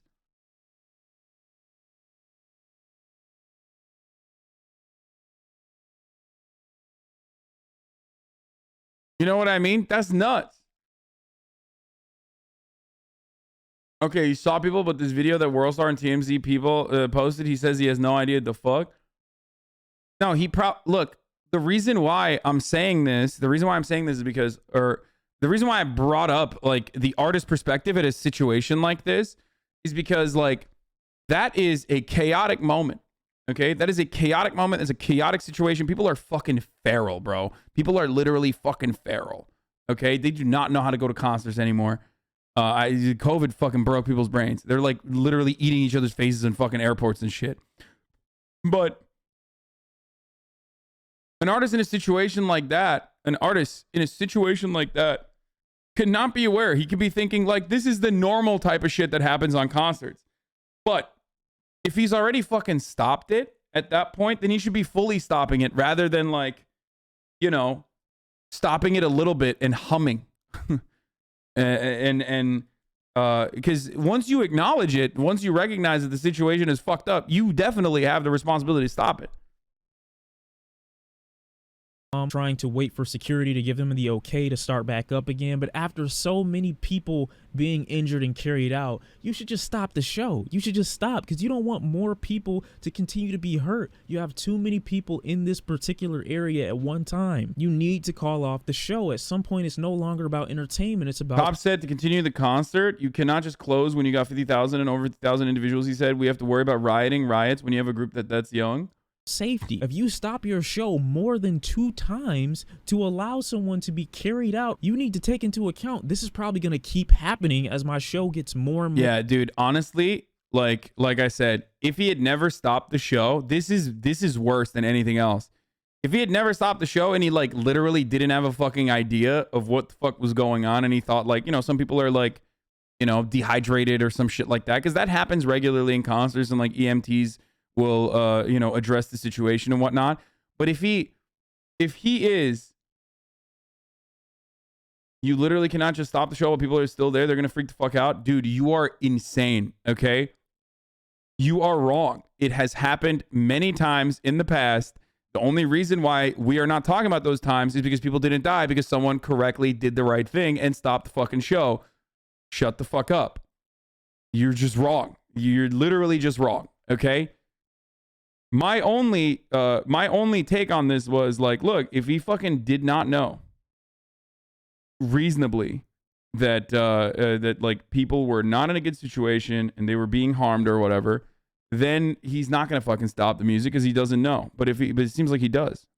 So more hype. It's not worth it. The people in the crowd are basically at the mercy of how the crowd is moving. Meaning, if you want to move independent from a crowd of thousands and thousands of people, you won't be able to. You have to go where they're going. You have to move where they're moving. If they move forward, you have to move forward, unless you're at the very back, which no one wants to be. And I'm telling people who are watching this video, you should be a certain height when you're going to certain shows. I wouldn't even recommend you go to certain shows unless you're at least 5'10". Last but certainly not least are clearly the concert goers themselves, the people that are just so willing to ignore any safety protocols, ignore any restrictions, any guidelines. People who are so excited at the idea of entertainment that are so willing to ignore anything possibly going on anywhere else, but so desperately want to live in the moment that they're willing to ignore the possibility of anyone behind them getting injured, being walked and run over. At some point, you have to have a level of accountability for yourself and for the common folk around you. Like, yo, maybe these rules are in place not because they want to control us, but because people need to be safe. Everyone isn't built the same. It shouldn't have to be that unique of a thing for you to be able to tap the person next to you and be like, yo, tap the person next to you, say there's an emergency, and for that information to be received in a very holy shit, they had the horsies out, dude. That's wild. That's wild, dude. Time frame so that everyone can look around and be like, yo, we gotta chill. But no one's paying attention because the concert matters more. Travis deleted a tweet about sneaking people in at a concert a few months ago. Dude, yeah, that stuff, listen, between you and I, you know, and the 31,659 people that are watching, that sort of stuff is like, that's not a fucking reason to be like, oh my God, he's like morally responsible for this. The real reason why he's morally responsible for this is because he was aware and he didn't fucking stop the show. Okay? It's not like a fucking, that's like That's him like actually being like, I do care about my fans. Like I will fucking sneak you in to the show. Okay? Like shut the fuck up. Like you're pointing to a deleted tweet about him like sneaking fans in is not like, stop. Yeah, someone correctly pointed this out. You are diluting the issue with your bad takes. Okay? You are literally diluting the issue with your bad takes. If your goal is to say, like, I think Travis Scott is responsible, pointing to him being like, he snuck fans in or whatever the fuck, is just like, okay, yeah, he did that. Wow, a bad guy.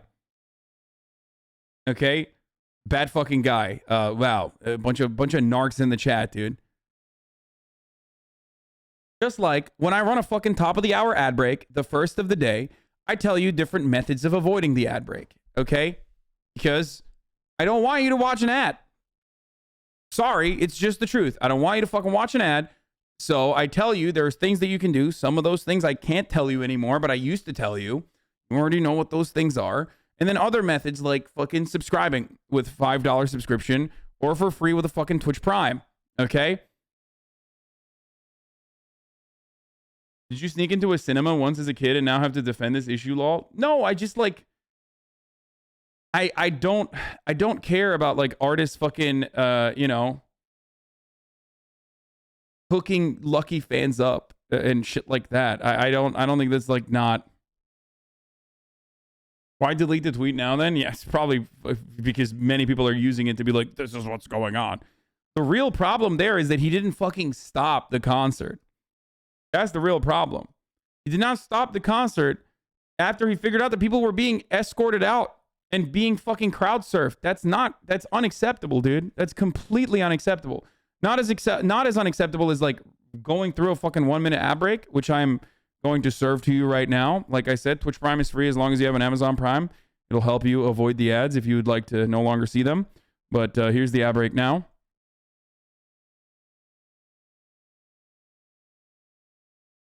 Like, motherfuckers be like, oh, dude, he used to sneak fans into his venues. It's like, yeah, dude, that's as damning as like Live Nation overbooking and in like selling, 10,000 extra tickets, dude. Let me think, which one is worse? Travis Scott looking the other way to allow his fans to get a better fucking view of the concert venue, or like Live Nation overbooking it with 10,000 extra fucking tickets? I don't know. Which one will contribute more to the fucking craziness, dude? What do you think you think he has like this like secret cloak where he like made invisible 10,000 fucking fans? Is that what happened and he snuck them in? No. Shut up.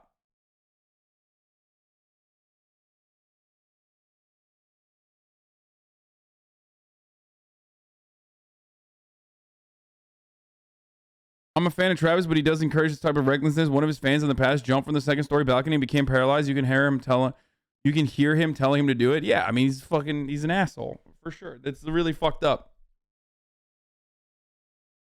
What this dude is talking about is the kind of shit that happens at metal concerts. Mosh pits, walls of death have really good codes of conduct where people want to take care of each other. This type of thing happens in a situation without camaraderie. Dude, people get fucking brutalized at things like that too. I don't know why you guys are making it seem like you're comparing the worst of the worst of the worst of the worst to here. This is Linkin Park. This is the clip that's like going around. Hey, yo, hold up.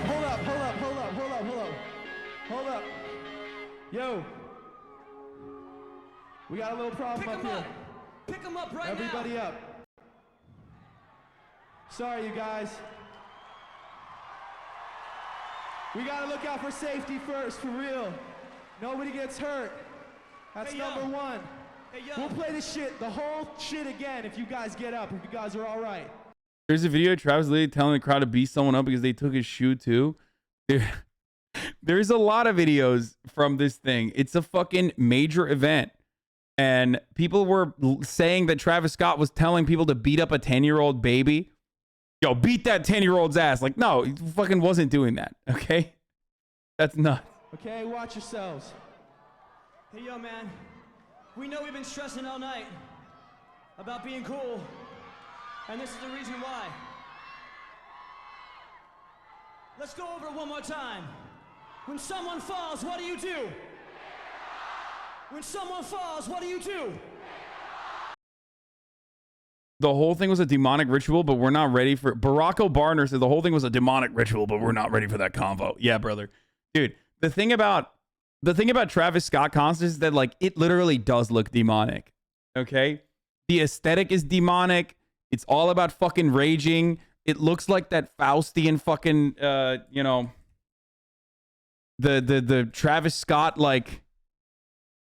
The Travis Scott, like, imagery...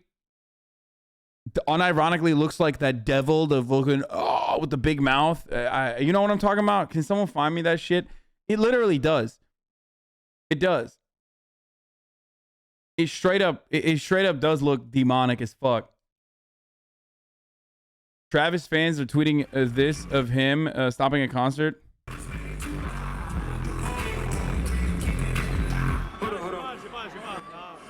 Yeah, so that is not as like good as the Travis fans think this is.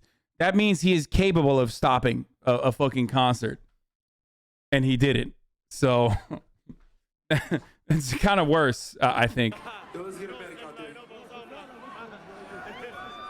Everybody over here, take a step back. If you're on this side, I took 2 steps back to the. This literally destroys like 90% of the arguments that Travis Simps are fucking making about like how he didn't know. There was no reason why he could have, and all this other shit.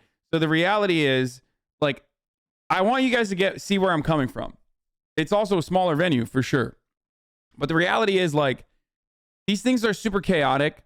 Okay, these events are super chaotic. It's literally like supposed to be controlled chaos. Okay, so obviously there's going to be things that go awry in situations like this. Always. That's normal. It just happens.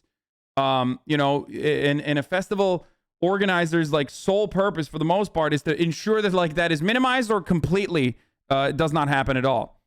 And the worst possible situation is when people die, especially 8 young people who went to the Travis Scott concert. Like that is the worst of the worst thing that could happen, right?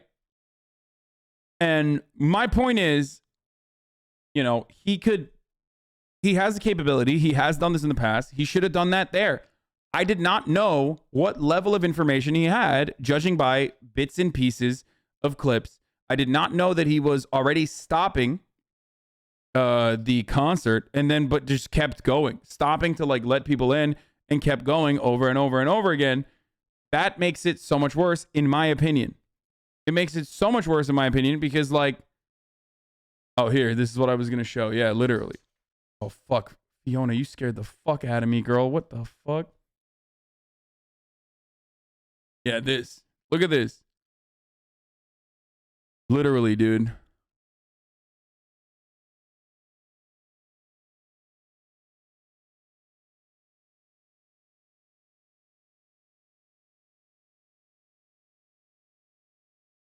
No, he's not saying who told me to stop. That's wrong. That's fucking misinfo, dude. You're wrong. He's not saying who told me to stop. He's saying put both your hands up or some shit. I forget what he actually is saying there. But he's not saying who told me to stop. That's like, but it doesn't matter. He's saying put your hands in the sky or some shit. Like it's clear that he's saying that too.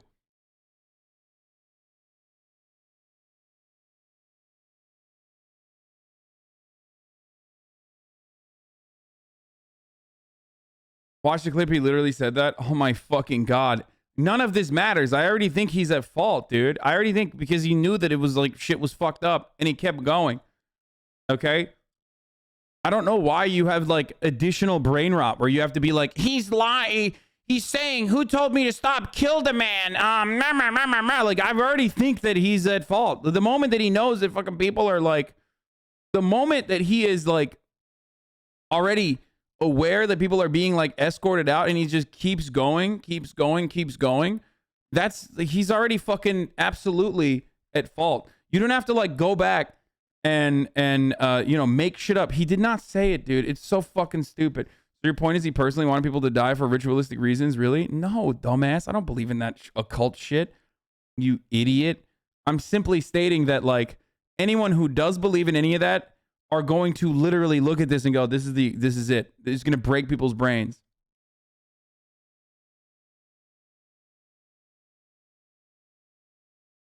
Defending millionaires again, I see. Class solidarity.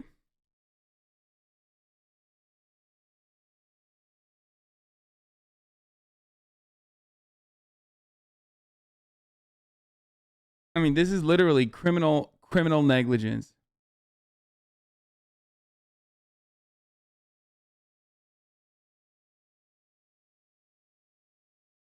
Travis Scott also left his former manager for dead when he had a seizure and then fired him because he didn't vibe with epileptics. Wait, what?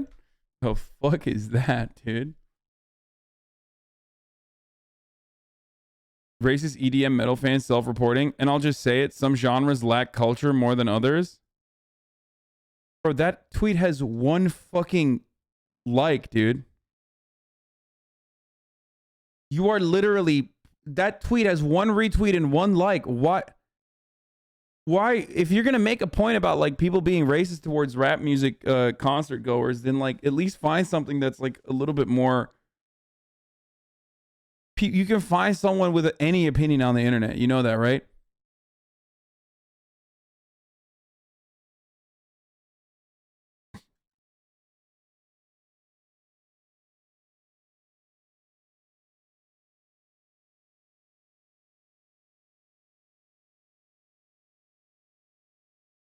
Anyway.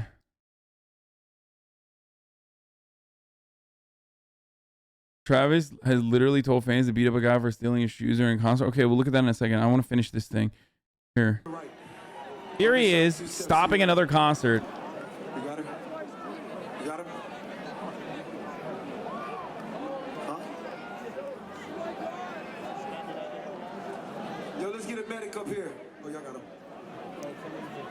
I just want to make sure you make it out okay. You know what I'm saying? I just gotta make sure you make it out okay. Y'all make some... Wait a minute. You mean to tell me that concerts can potentially stop? And the artist, when he stops the music in the middle of a fucking concert or a festival, could actually stop without, like, riots ensuing? That's so odd, man. What a weird thing. Why are fucking, like, Travis Scott fans, like, literally self-reporting this if they're posting this? This just completely destroys their fucking argument. Make some noise for that radio. Make some noise. Make some noise.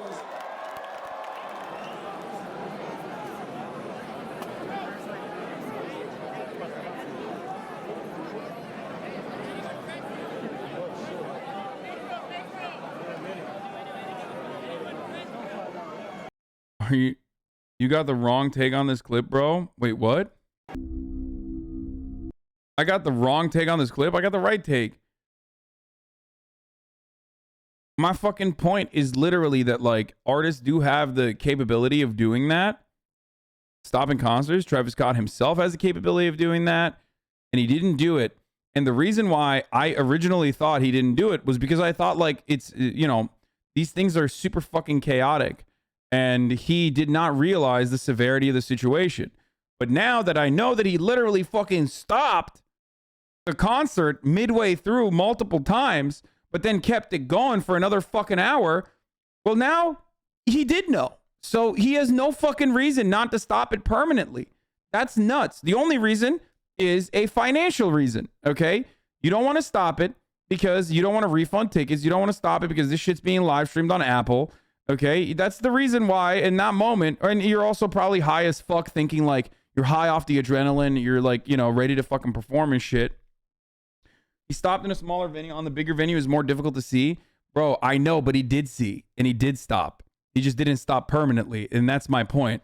So therefore, looking at the fact that, one, Travis Scott has stopped concerts in smaller venues in the past when he found out that like a fan is like not in a good position, and two, the fact that Travis Scott stopped this festival, the Astroworld concert, the headline on the first night, stopped it briefly, but did not stop it permanently when shit was completely out of control, implies that, you know, he could have prevented it and he didn't.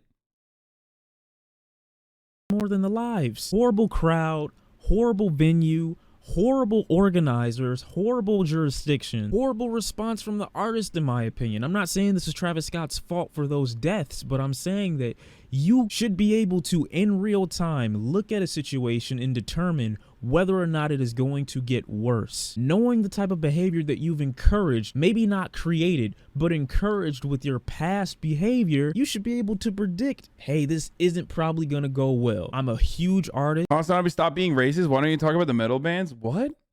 Dude, you're fucking weirdo, dude. Like, I already did.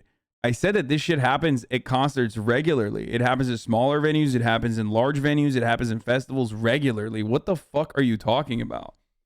I am not like if you think that I'm doing this or I have like even a crumb of like fucking bias here because Travis Scott is black and also a rapper, you are psychotic, okay? That's insane. Like, that is a completely fucking insane, psychotic thing. Are there actually fucking racist dudes out there that are literally using this as an opportunity? Yes, there are. There are. Are there people who are saying even that, like, oh, this never happens at fucking rock music venues or whatever the fuck, and it only happens at rap for some reason? They're also wrong. Like, this does happen at rock concerts. You just don't fucking hear about it partially because it doesn't get to this level. Okay? I have a ton of success. I'm in my hometown. People are already getting injured. I've already said that I've gone against protocol myself as the person who can have a huge deciding factor in whether we continue the show or not, and I'm still gonna keep it going? No, I'm sorry. You can't get that one off. I know for a fact there were people that were unresponsive and probably already dead while the concert was still happening. And there were enough people that said, fuck that, my experience in this fun matters more than this person that could possibly be dying next to me. It's insane. Concert culture is not a good culture to me. Y'all just be mindful of this the next time you plan on seeing a big artist, a huge artist. Look at the artist's background, what they've promoted in the past, if they've always abided by safety regulations, if they've always prioritized the lives of their concert goers. You need to consider these things because you are very, very likely putting your own life in danger just by trying to go have a good time. Businesses like Live Nation that don't care one fuck about any of the people that are attending but care about their bottom line the most, and people like the artists themselves that are somewhat negligent and are willing to ignore the safety and the risk associated with allowing their fan base to do whatever it is that they want and go crazy and quote unquote rage at their shows. The situation was handled horribly on all sides in my opinion, and rethink the next time you want to go.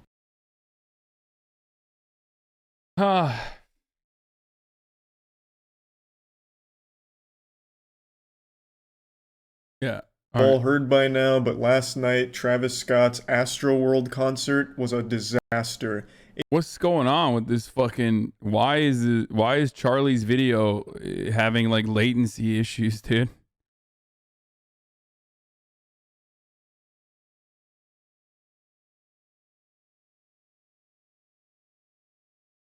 I've seen shows that get shut down with the fire department 3 songs in when people are getting hurt in the crowd. Band didn't say shit. They were sent off stage by the fire department, and the fans were sent away. Not to take the blame from Travis, but where the mountain police from earlier? That's what I'm saying. Like, there's definitely a fucking breakdown in communication, and the parties that normally would deal with a situation like this, deal with a chaotic situation like this, did not deal with it. They fucking dropped the ball, it seems like. And I don't know where the buck stops. Like, I don't know if they actually tried to get fucking Travis to stop and he was like, nah, fuck that, I'm still going. I don't know if the Live Nation producers that like the police informed or the fire marshal informed were like, nah, fuck that, we're going to keep going, and did not adequately communicate that to Travis Scott. So there you go. There are a lot of issues. A lot of it revolves still around like the organizers, okay? Not the police, sorry, the fire marshal. But a lot of the issues revolve around the organizing, especially with respect to like, you know, understaffing the event, overbooking the event, not being able to control the event. There were numerous accounts of like EMTs not knowing what the fuck they were doing down there. Like they fucking hired like, I don't know, some shit ass third party EMT company. It's always like in the profit margins. You can always look to any sort of like big venue or any sort of big event that was like any sort of like big situation like this and directly find the profit margin at play. Okay, when you're hiring when you're understaffing, when you're, you know, when you're not getting like the most adequate care, when you don't put fucking water you know, when you don't have like drug testing centers or enough like enough bathrooms even, or enough fucking water stations. Like these are all factors that literally account into a festival completely fucking falling apart. Okay?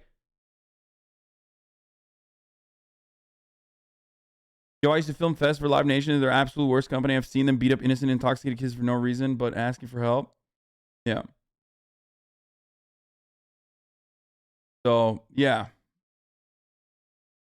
Do you realize that HasanAbi is not saying Travis is 100% responsible? He's saying he's a piece of the puzzle, as he's doing once again. He's explaining the other pieces, which is hugely fucked puzzle. Use your fucking brains. Yeah, well, no, because we're on the internet. And when we're on the internet, it means either someone is 100% directly responsible, directly at fault, it's only their fault, or they're 100% absolved and directly not at fault and totally just never have sinned ever in their entire lives, okay?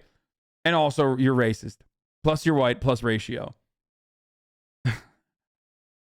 It's just, it's so fucking annoying. Like, I can never look at like a complicated situation and try to break it down, which is literally my fucking job, without people jumping up my ass and just being like, dude, give me what I want, which is say the thing that I feel, okay? But use your big words when you explain the thing that I feel so that I can repeat that to my friends and own them in the marketplace of ideas.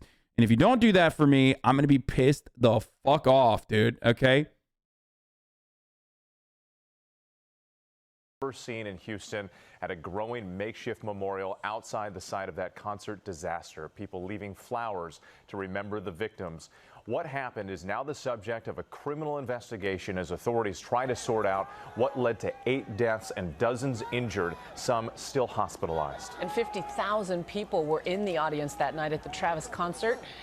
Friday night, when some surged forward, compressing the crowd at the front of the venue into a dangerous crush of bodies, unable to move, some unable even to breathe, and now so many questions yet to be answered. And among those questions, how long did it take to stop the concert?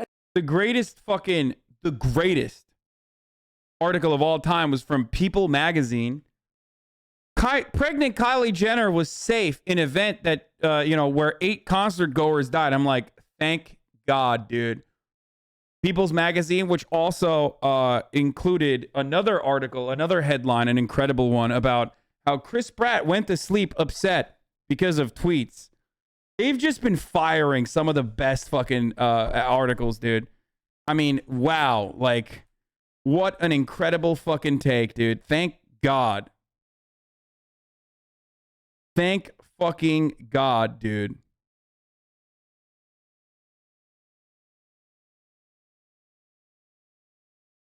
That's some fucking good ass journalism right there, dude. It's just what I want to know. People were getting on top of the cars that were trying to rescue. Yeah, that's one fucking dude who was like an asshole, okay? Fuck that guy, okay? Throw that guy in jail just for funsies. But like, if you think that one guy is the reason why, like, this is what I'm saying. Like, you cannot point to a single individual, okay, and be like, that's the reason why this shit fell apart. That's psychotic, dude.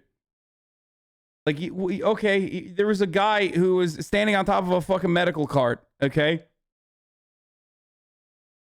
What was the medical cart supposed to do, like, if he wasn't on top of it? I mean, is he still at fault? Yes. But you're, like, singling out, like, random fucking people who, I mean, that guy is, like, very single-outable. He's a giant piece of shit.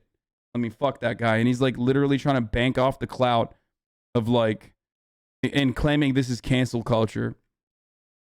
So yeah, absolutely fuck that guy. I mean, what a piece of shit. But also, if you're fucking pointing the finger of a blame at that like random dude, you're ridiculous.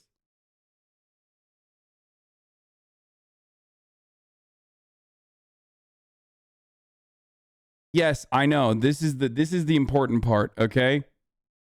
This is the important part. The cops knew that it was a mass casualty event 40 minutes before it stopped, and they decided not to stop it because the dumbass cops thought it would cause a riot. Yeah, that is what I'm saying. I thought that they actually fucking told the cops actually told the venue to stop it. They didn't?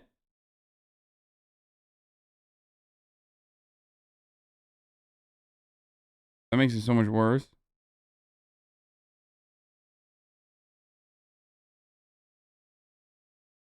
And how effective was security? Authorities saying more than 1,200 police officers and private guards were working the concert. Dude, someone in the chat just said, did you just say there's no such thing as cancel culture at this moment? Like, I just broke a chatter's brain just then.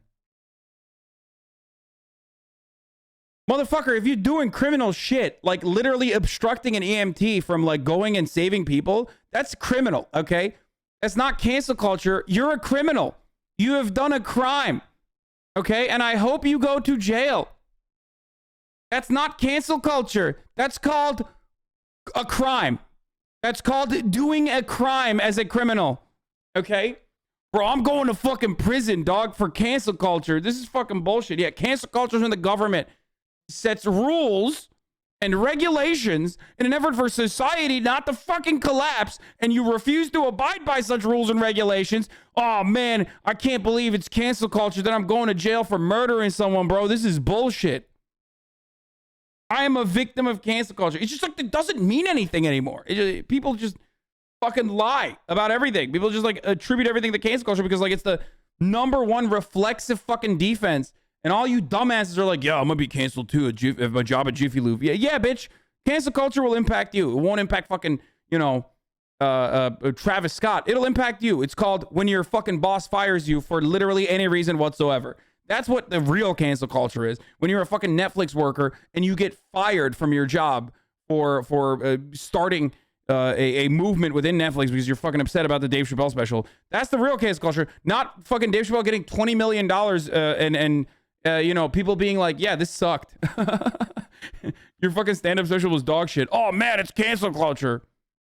Yeah, dude. I love when people make like shitty products. Okay? I love when people just make shitty products, and as long as they say, oh man, criticizing that shit product is cancel culture, they can get away with it. Dumbasses. Okay. And Houston's police chief also addressing one disturbing possibility that individuals were injecting strangers with drugs. ABC's Marcus Moore is at the concert site this morning and joins us live with the latest. Marcus, good morning.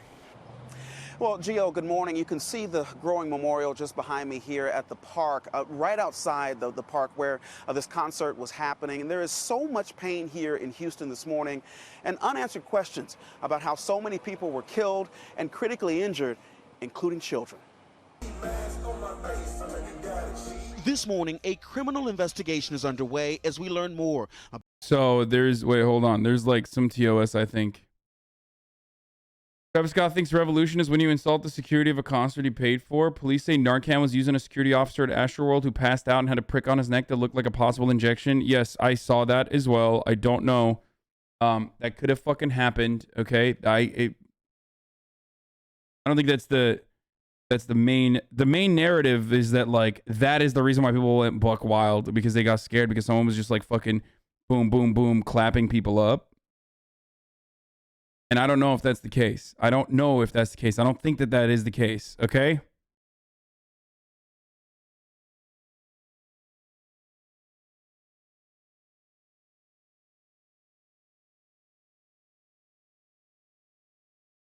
You believe in conspiracy again? Shut the fuck up. Shut the fuck up. Shut the fuck up. Shut the fuck up. Shut up. Shut up. Shut up. Shut up. I don't believe in conspiracy theories. Shut your mouth. We'll know more details soon, okay? I don't know. Don't know what the deal is, okay? But I think personally, from my experiences going to concerts and whatnot, it is more likely that there was someone fucking handing out like a bad batch, like a really fucking bad batch of drugs, rather than someone like fucking injecting people with a syringe. Okay? Like randomly. Like a goddamn assassin. That's all I'm stating. That is all I am stating.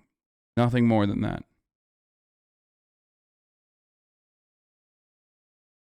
Like, anyway, let's keep going. About the lives lost during the pandemonium at this Texas music festival. Okay, hold on, I'm going to hide some of this. 8 people dead. The youngest victim, just 14 years old. Overnight, one victim identified as Brianna Rodriguez, a 16-year-old high school junior, and 21-year-old Franco Patino, an engineering student at the University of Dayton. Approximately 50,000 people attending global superstar Travis Scott's sold-out festival in Houston, when authorities say the crowd began surging the stage. One fan seen here being lifted off the ground and carried out. 300 people had to be treated. Fans reporting having to gasp for air, crushed in the crowd. I could feel myself like if I was drowning underwater, like I was gasping for air and I couldn't get it, and I was screaming like I've never screamed before, and nobody could hear me. Her husband laying on top of her, shielding her from the onslaught of people. It was very hard and scary, but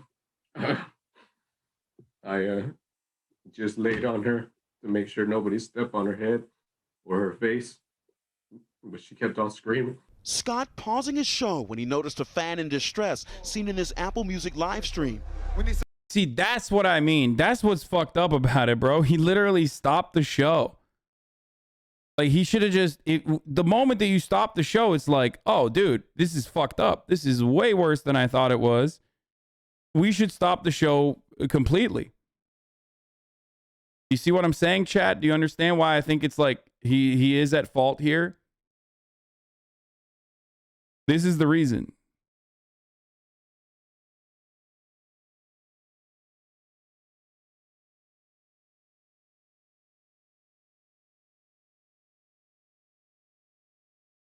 Travis Scott sacrifices fans at concert for Kylie Jenner's vaginal discharge. Yeah. That's something I'm not going to watch, okay? That just seems... What the fuck, dude? I'm definitely not watching that. I feel dirty clicking on that link. Like, even hovering over it just made me feel dirty. Somebody help him. Somebody passed out right here. Somebody passed out right here. Hold on, don't touch him, don't touch him. Everybody just back up. The crowd would shift one way and then shift the other way. And then at some points, you know, you'd be like your shoulders were so like tight that like sometimes your like feet would be off the ground and you're just like moving. Just 5 minutes into Scott's set, concert goer Ryan Kushner couldn't breathe and desperately tried to move away. It was terrifying when I'm trying to walk out and I knew a drop was coming. Bro, this dude is literally wearing his Cactus Jack beanie after the fucking...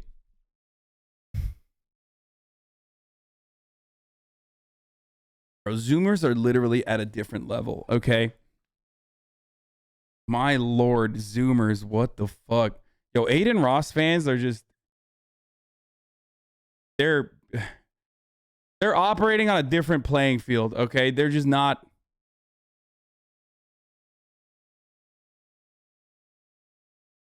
If I almost died in my beanie, I would rock that shit forever.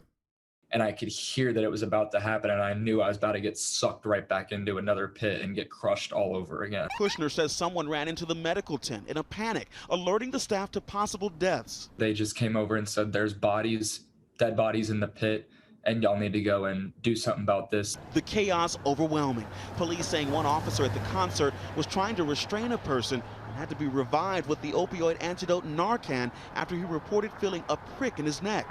He was revived in the medical... The cops are notoriously fucking sussy little bakas when it comes to reporting anything that revolves around Narcan. So that's why I was like, I don't know about that, okay? Or not Narcan, sorry, EpiPen. Or fucking not EpiPen, fentanyl. Jesus Christ. Like ODing on fentanyl because I touched it. All this other shit, like tactile fentanyl ODs. It's the same as like I went to a fast food restaurant and like they spat in my drink because I knew I was a cop.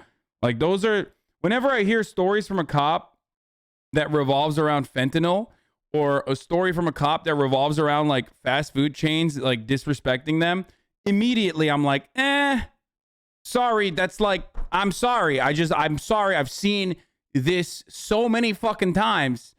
And I've known that this is like an untrue, physically impossible fucking story that you're describing so many times that like, that's something fires off in my brain about that. Okay.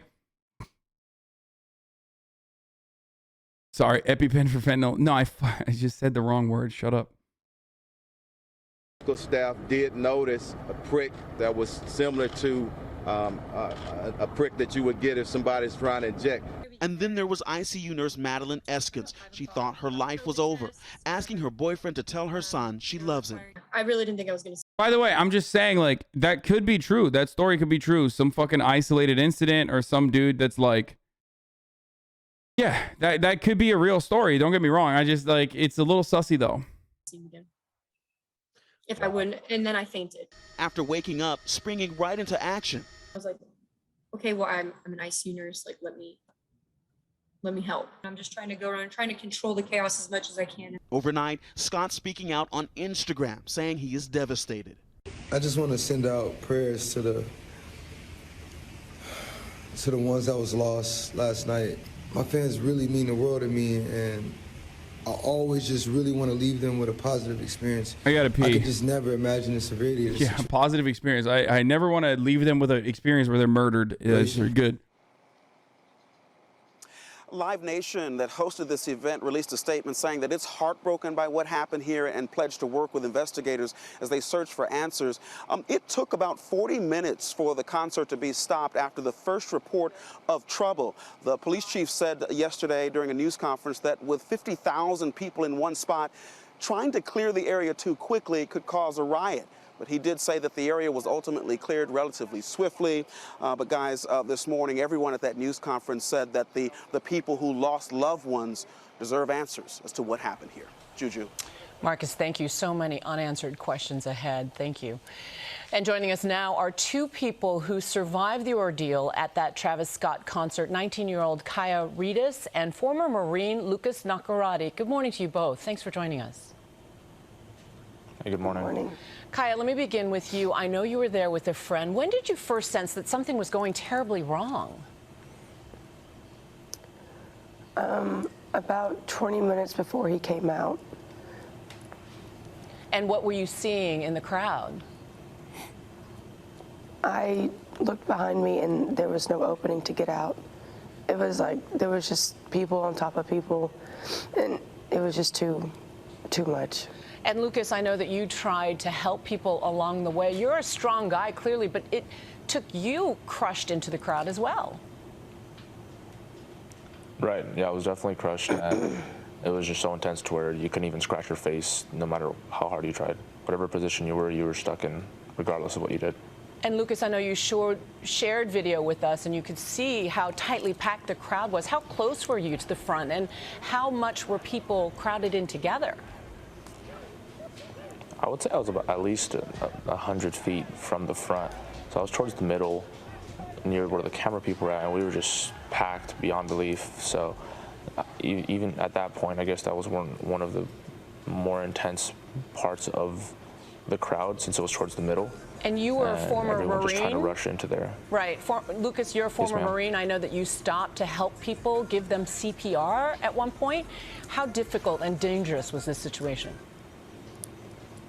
The first person that I gave CPR to, it was just this girl was just screaming for her life.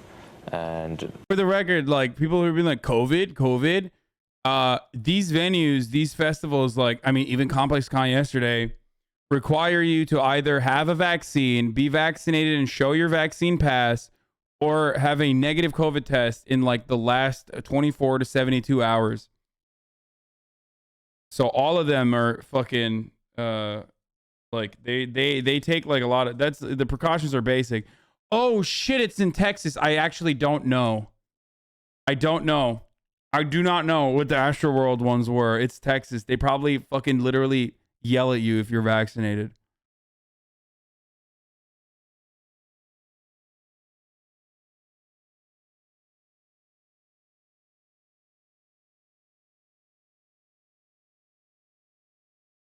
People stormed in because of those checkpoints? Of course they did, bro. I will not be muzzled, brother. It's Texas. What the fuck are you talking about? You LA Andy?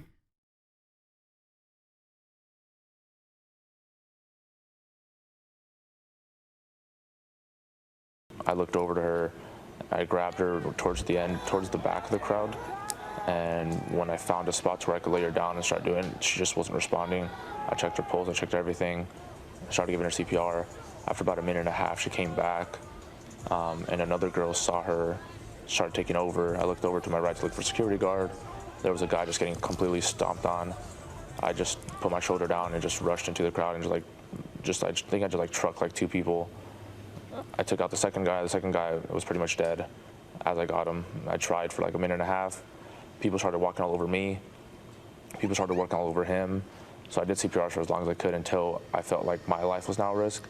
And I just went to go look for a security guard or medic, but that guy didn't respond at all. I'm pretty sure he was just dead already. Lucas, that is so traumatic, and you're describing such heroic behavior. Kaya, I know somebody came out, a stranger helped you get out once you fell to the ground, right? They did that at ACL. You're right. Chad is horny to hate Texans. Yeah, my guy saved 2 people and killed 2 people. I saw videos of people flooding into the concert, breaking through the fences. Those people were not checked for COVID. They could have been passing like VIP checkpoints. I don't know if that was like the COVID checkpoint. Motherfuckers literally have never been to a concert. I feel like you see like someone breaking through a barrier and you think, oh, they're running in through like the main door. Half the time they're like, there are barriers everywhere in a concert. You know that, right? Like there are VIP only areas. There are artist only areas. There's like different layers of fucking security and protocol for each individual area. When you see someone fucking breaking through a barrier in a concert, that doesn't automatically mean they broke through the COVID checkpoint. They might have. But like, don't immediately assume that.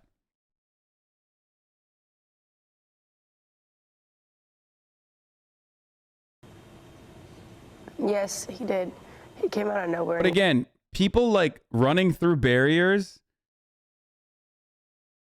people running in through the barriers and like getting into a concert is again nowhere near as damning as straight the fuck up overbooking. Okay, you've never skipped security at a festival. I would never do that. I'm a rule abider. I would never break rules. I've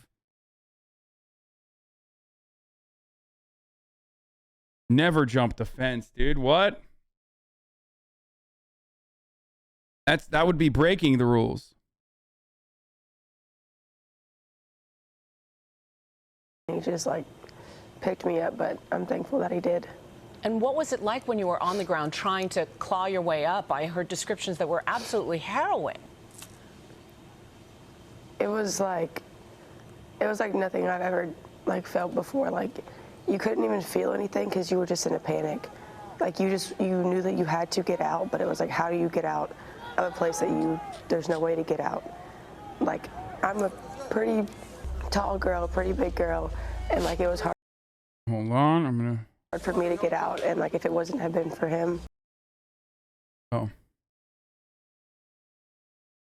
But isn't promoting ad block the equivalent of getting past security of the ads that we must watch at the top of the hour, you mean? Because at the top of the hour, there's a 60-second ad break that comes and goes, right? Well, I don't promote ad block anymore. I don't even know what ad block is, chatter. But I do know that at the top of the hour, there's a 60-second ad break. Now, of course, if you no longer want to see those ads, all you need to do is subscribe. You can do that for $5, or you can subscribe for free with a Twitch Prime. Yeah, it is early. I am giving you the early fucking hit. It's this video. You're so wrong about this, but watch this instead. Wait, what?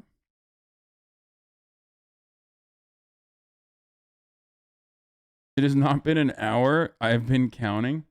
Anyway, at the top of the hour, there's a 60-second ad break. If you no longer want to see those ads, all you need to do is subscribe. You can do that for $5, or you can do that for free with a Twitch Prime. That's right. If you have an Amazon Prime account connected to your Twitch account, you get 1 free Prime subscription a month. Use it here. There are other methods of avoiding the ad as well. I'm not going to tell you how, though, because I've gotten in trouble. Okay? There you go. Here's the 1-minute ad break now.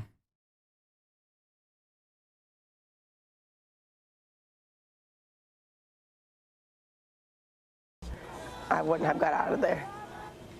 Well, Lucas, Kaya, thank you both so much for joining us. I know there's a lot of trauma to be healed. We hope you're both well, and take care.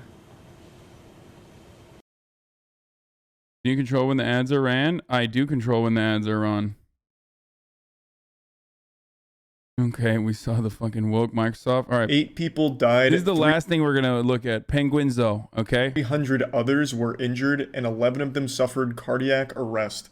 I first heard the news while streaming, and I didn't even know what the fuck to think. It was so baffling. Just an absolutely horrible situation all around. When I first heard about the 11 cardiac arrest victims, I didn't even know what the fuck could... Hi, Hasan. I subscribe so you know I'm rural.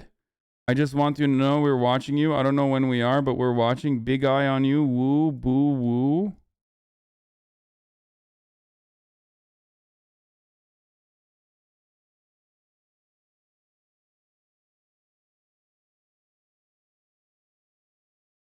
What? Hasan? Hasan, you deserve to hang out with your friends and fuck and get drunk as much as everyone else. Why the fuck are you streaming? I love you, man, but you occupy a weird middle ground. That won't work so well when you're 35. I am rural. Most sane chatter. Yeah. Yes, ma'am. Thank you. Be a fan. Thank Don't you, read deep into it. Well, hey there, GMA. He's just fucking day drinking, dude. It's not a big deal. You know, it happens. No, Oh, here. Let's watch what Travis Scott had to say. I just want to send out prayers to the ones that was lost last night. We're actually working right now to identify the families so we can help assist them through this tough time. You know, my fans really mean the world to me, and I always just really want to leave them with a positive experience. And anytime I can make out, you know, anything that's going on, I stop the show and, help them get the help they need, I could just never imagine the severity of the situation. We've been working closely with everyone to just try to get to the bottom of this. The City of Houston, HPD, Fire Department, everyone to, help us figure this out. So if you have any information, please just contact your local authorities. Everybody continue to just keep your prayers. Bro, you guys think he put the black and white filter on to show everyone that this is a sad moment?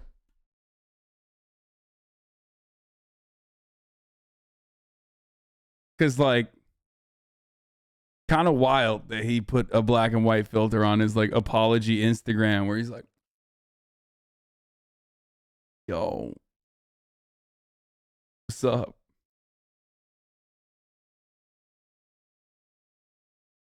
POV, you said let's keep on raging after seeing ambulances in our concert. At least it's not the dog filter. Oh my god. I mean, I'm honestly just devastated, and I could never imagine anything like this just happening. And I'm gonna do everything I can to keep you guys updated and just keep you guys informed on what's going on. And this is like a multiple fucking videos in a row. So however many, 1, 2, 3, 4, 5, 6, 7 times he swiped all the way to Tokyo. The black and white filter. He fucking literally, he filmed this and then 7 times he swiped all the way to make sure that they were all individually black and white. I just need you to understand how this works. Okay? He literally went flip, flip, flip, flip, flip.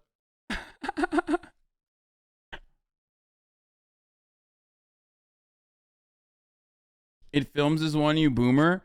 No, I know it films as one, but the filters don't fucking add to every single one of them. You have to put the fucking filter on afterwards, after you fucking shoot the Instagram video.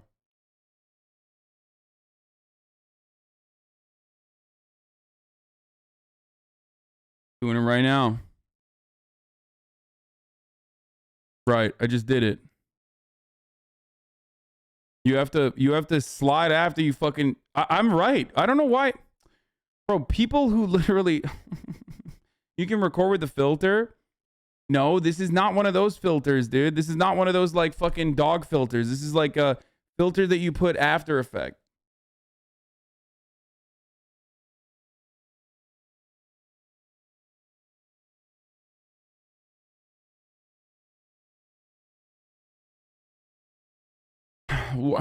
We are literally doing, you know what's going on right now?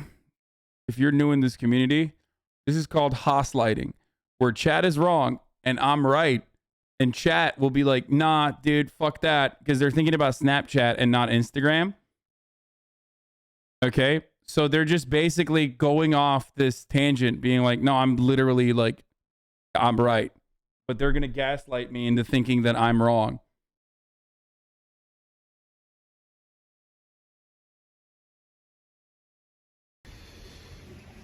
Love you all.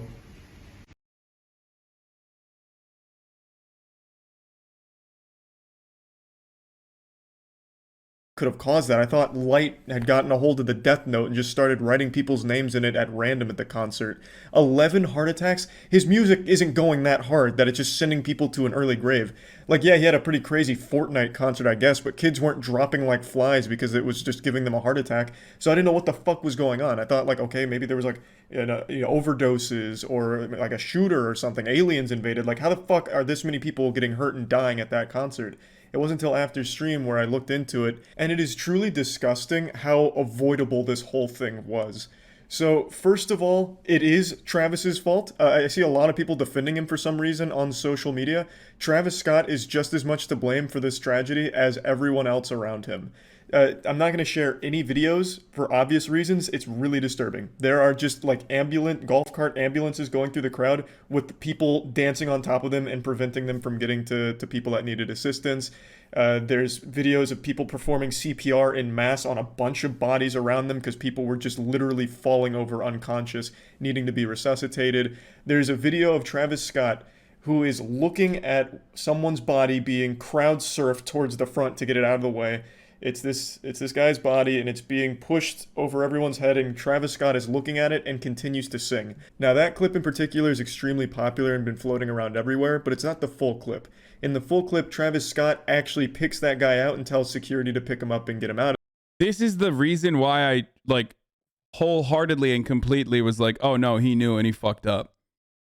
Like, if there is like ambulances or whatever, or if there's like people fucking in the margins and the edges, like that are getting EMS or anything like that, that's one thing. But if Travis Scott himself personally saw that people were getting escorted out and he kept fucking singing, no shot. You're at fault. You are also responsible. Obviously, the organizers, the people that sold extra tickets, the people that did not fucking control the situation, the people that did not inform Travis Scott that he has to stop the music immediately, they too are at fault. But Travis Scott is also personally responsible for recognizing that, no, don't say the stage lights are blinding, you can't see this crowd. We already showed an instance where Travis Scott literally stopped the performance in the past.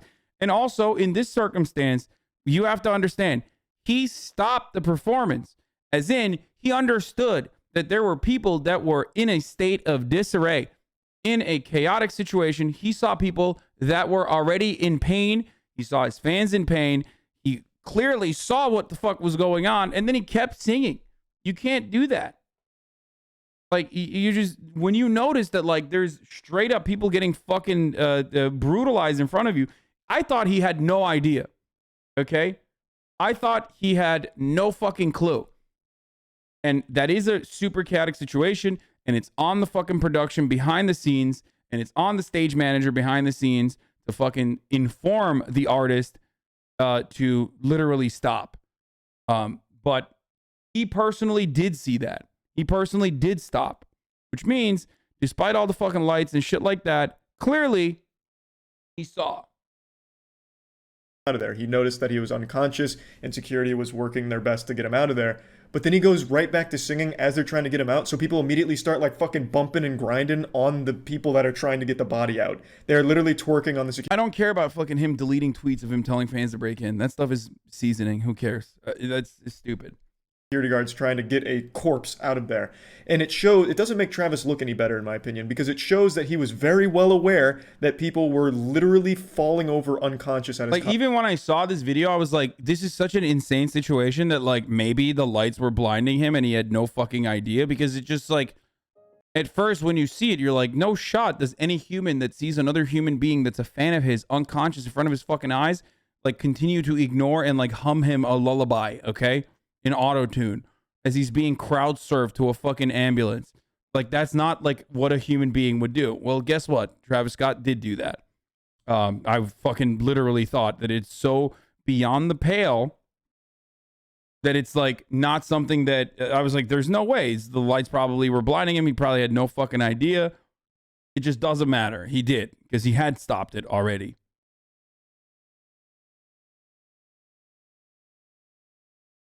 Travis Scott and the Astroworld Festival organizers have been hit with their first lawsuit. They consciously ignore the extreme risks of harm to concert goers, and in some cases actively encourage and fomented dangerous behaviors. Get fucked? Wait, what? Why am I getting fucked?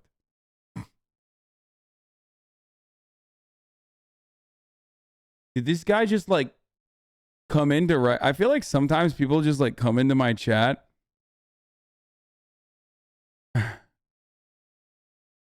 and they don't read or they don't even know what the fuck I'm saying. They're like, yo, fuck you. I guess he's saying get fucked to Travis. You just added me before. I didn't mean you, bro. Oh, sorry. I mean, he added me right before, so that's why I thought he was talking about me. Concert, and still continued to sing without trying to address it and maybe like giving it a break and trying to get the crowd reorganized so people would stop dying like that body he had just pointed out. Travis Scott from the stage can see the ambulance going through, and he did nothing to stop the concert. He didn't say, whoa, whoa, whoa, whoa, whoa, let's all settle down. Let's go. I've worked on stages. The lights don't blind you at all. Dude, you are so wrong. What the fuck are you talking about? It depends on how the lights are set up. What? What do you mean? What? That's just not true at all, dude. What? I've been on stages. Like, I've performed on stages.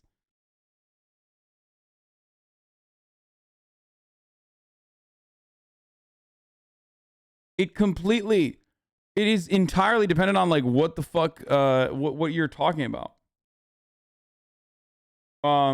Linda Ralu, thank you for the 5 gifted subs.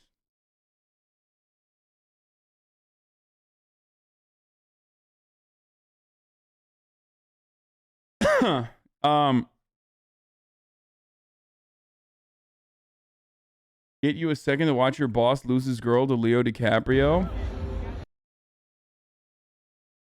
Dude, why was I not invited to this, dude?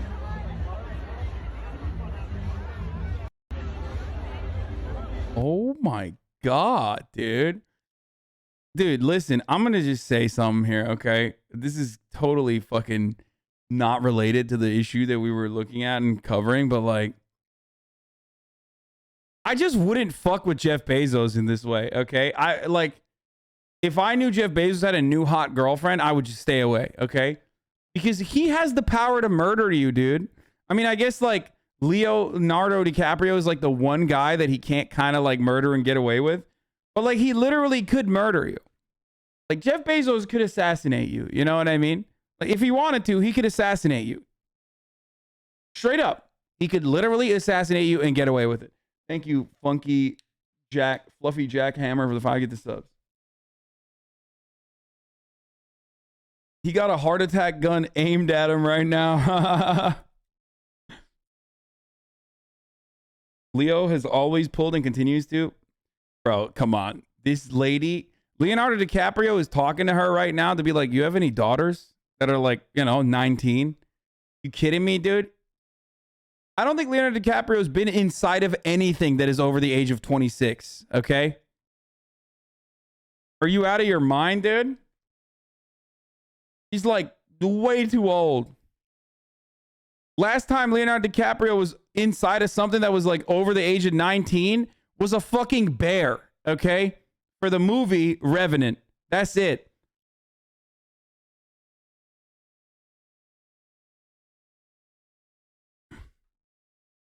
Okay, I'm done with the Leo jokes. All right, let's keep going. I hope you're wrong because this gross as fuck. No, I am not wrong. Relax, bro. I'm gonna cancel you. PhD in being bald.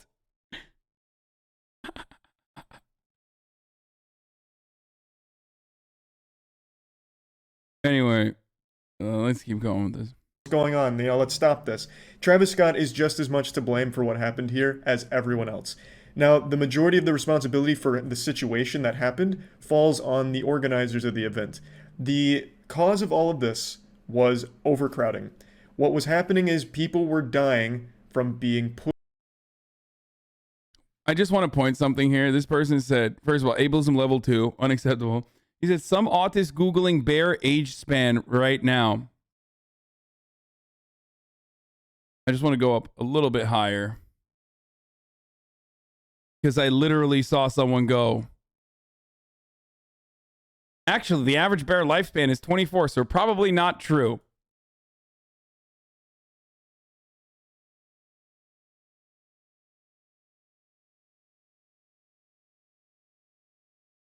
This is why I love Twitch streaming, dude.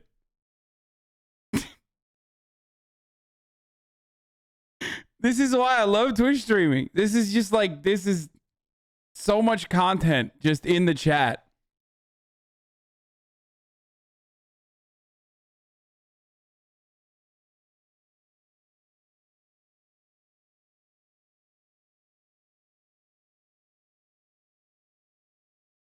You got owned, admit it.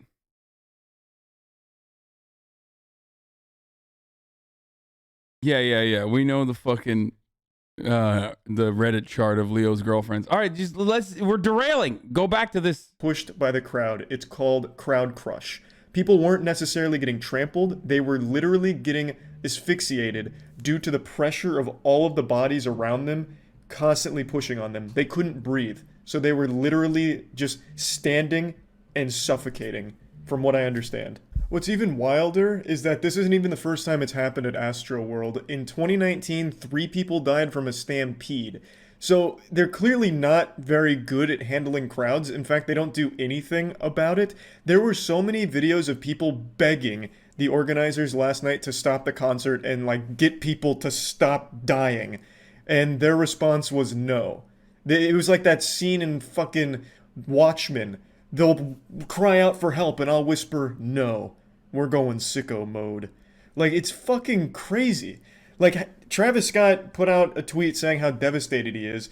Bro, you could literally see people dying from where you were on stage. You looked at a dead body. You looked at a corpse being transported and still continued to sing. You literally... To be fair, he was like singing auto-tune. He was humming at the corpse to bring it back to life, I think. Ritualistic sacrifice stuff. Like, you might not know about that. It's whatever. I'm Illuminati. I do know. But like, for real, I mean, it was like that is an insane fucking video. And if you are in any way like even in the margins of like radicalization and you see that and you're like, that's it, it's over, that is satanic. You know what I mean? That's like literally the most satanic shit you could ever see as a person who believes that, like, you know, the new world order is upon us and shit like that. The moment I saw that video, I was like, nope, that's over, dude. That is like, this is going to break people's brains. I didn't know that kid was dead, though. I don't think he knew that that kid was dead. Regardless, though, like, he's clearly not, or I don't even know if that kid was dead. I don't even, is that confirmed? Or was he just like passed out? But it doesn't matter. It doesn't matter, dude. Clearly, he's not having a good time, bro. You think it's a, when you see someone that's like fucking unconscious, being body surfed, crowd surfed over to the fucking EMTs, and you make eye contact with the fucking, a person whose arms are fucking flailing and shit. He did not end up dying, or he did end up dying. Yeah, he was unconscious regardless. Like, that's, you know what I mean? That's nuts. He didn't die. He had a seizure.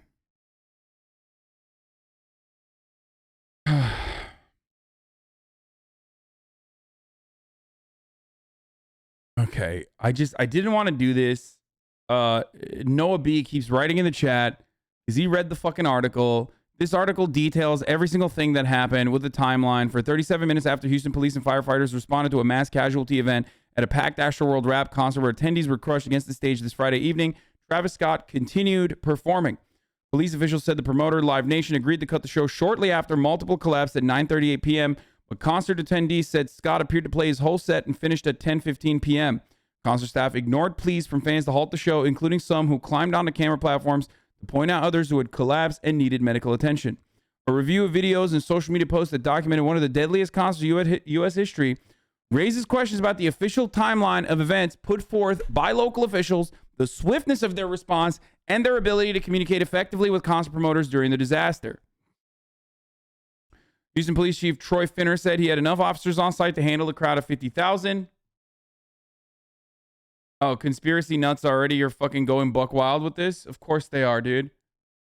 Travis Scott's Astrofest ritual sacrifice strategically pulled off by the Jesuits. Truth Seeker Network sees a Houston tragedy days after Houston Astros take an L in the World Series. Drake sports a Houston Astros jersey. What? Drake and Travis Scott born exactly 66 months and 6 days apart?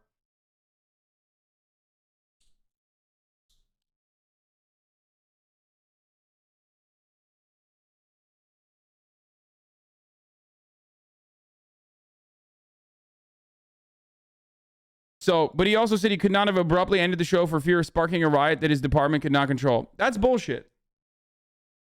Valetieri, that's like on the cops.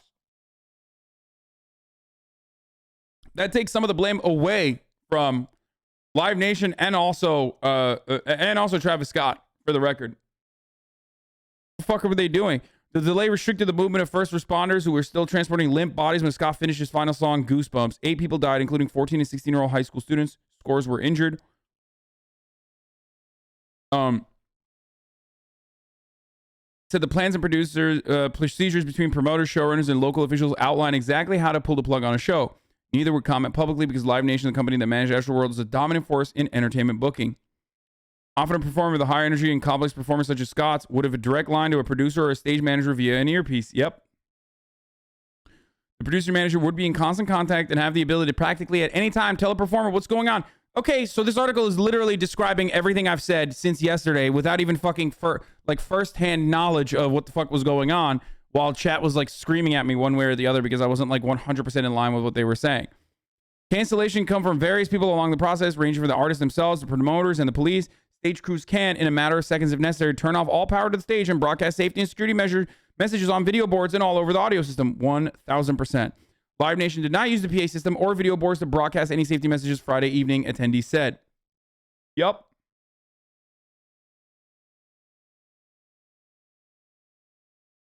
Absolutely. The procedures are especially common when promoters hold outdoor shows. Free Press Summer Fest held across multiple stages and in multiple venues in Houston area over the past decade. Canceled and restarted performance in a matter of minutes as rain moved into an area in 2015 and 2016. On Friday, the concert began with early signs of trouble. So we already brought that up. You know, people stormed ahead of time. There were people already being trampled in the fucking rush. There were people being detained. It wasn't the first time fans have breached the fences. They've done this in Travis Scott shit before. In February 2018, Scott pleaded guilty to a misdemeanor charge of disorderly conduct in Arkansas. After police said he urged fans to rush the stage and bypass security at a 2017 concert, Scott paid a fine of nearly $7,500 according to a news report about the incident. So, like, this sort of stuff also brings the blame back to Travis Scott by saying, like, he makes his fans go fucking buck wild. He urges his fans to do, like, bad shit that go against like the safety of concert goers, putting the safety of concert goers at fault. Okay. Hidalgo said officials had learned from the 2019 festival and shored up fencing in an attempt to prevent more breaches. Finner said police quickly responded to the fans who stormed the VIP checkpoint. So I was right. They were storming the VIP checkpoint. That wasn't a major breach. That was something we quickly got under control. There were other red flags. Around 5 p.m. during Don Tolliver's set, he saw a woman who passed out by a concession stand being treated by fans with no medical in sight. Also told you this stuff happens regularly. People take drugs, people drink a lot. They're braving the elements out there. And then also on top of that, they don't drink enough water. Why? Because Live Nation wants to maximize their revenue. Okay? Let me tell you something, folks. When you go to a festival and there isn't like free water being passed out, and you already paid like however much, like $300 for a fucking wristband or some shit, that's deliberate because they want to milk you. Okay? They're like, oh, Is there inelastic demand? Do you need literally fucking water to survive? Well, guess what? There's a water station in bumfuck nowhere, okay, with a massive fucking line in front of it. You can either get it from there, or you can give me $12 for a fucking shitty ass little Dasani water bottle full of piss, okay, full of piss water. They do that on purpose because they want you to fucking either die or pay money to get the water. I'm just letting you know. Was out of the norm the excessive force the audience members were using to get close to the stage, mounting chaos.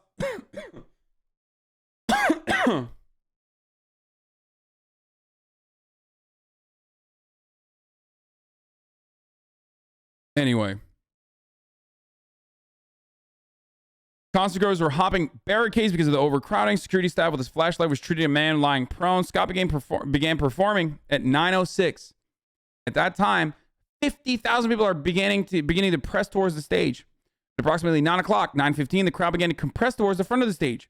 That caused some panic and started causing some injuries. At 9:11, never forget, concert goer Eric Daniels, 47, began taking video of attendees trying to escape the section closest to the stage.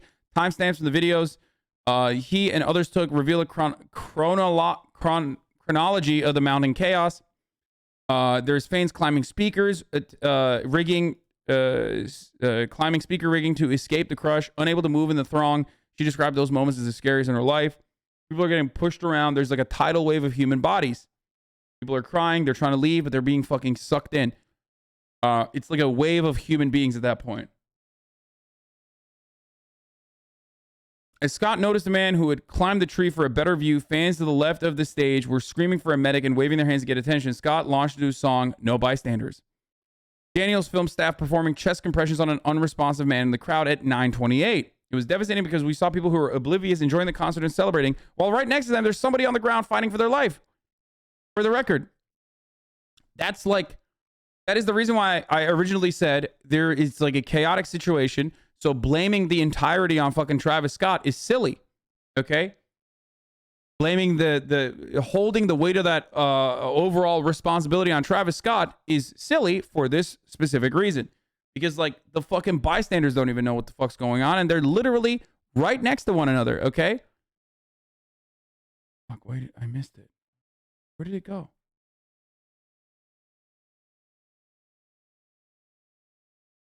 How did I just miss it?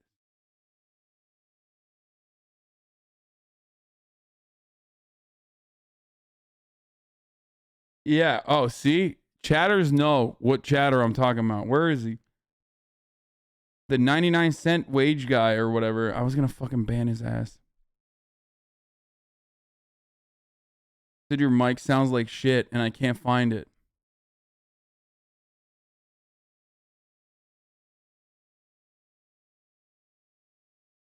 Oh, you guys banned him already? You sniped him before I could? Oh my god, dude. That was fucking fizz. That was quicker than me, dude. What the fuck? God damn.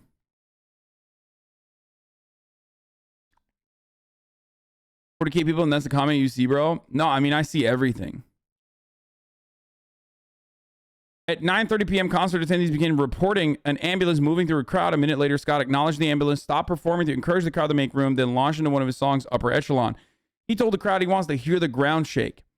Then at 9:34, Scott began performing Lost Forever. Moments later, a woman and at least one man climbed a camera position and pleaded with the camera operator to alert the officials. Houston officials said a mass casualty incident occurred and police saw multiple people collapse at 9:38. This is the moment where it's over. Like, this is when Travis Scott should be like, okay, we're stopping. Okay? This is the moment where Travis Scott should be like, fucking, we're stopping this. Finner said a security guard was knocked unconscious after someone injected him in the neck with an unknown drug. The guard recovered after he was given Narcan, which is used for opioid overdoses. It was unclear if others in the crowd suffered overdoses in the same way. Suddenly, we had several people down on the ground experiencing some type of cardiac arrest and some type of medical episode. Larry Satterwhite, Executive Assistant Chief of the Houston Police Department.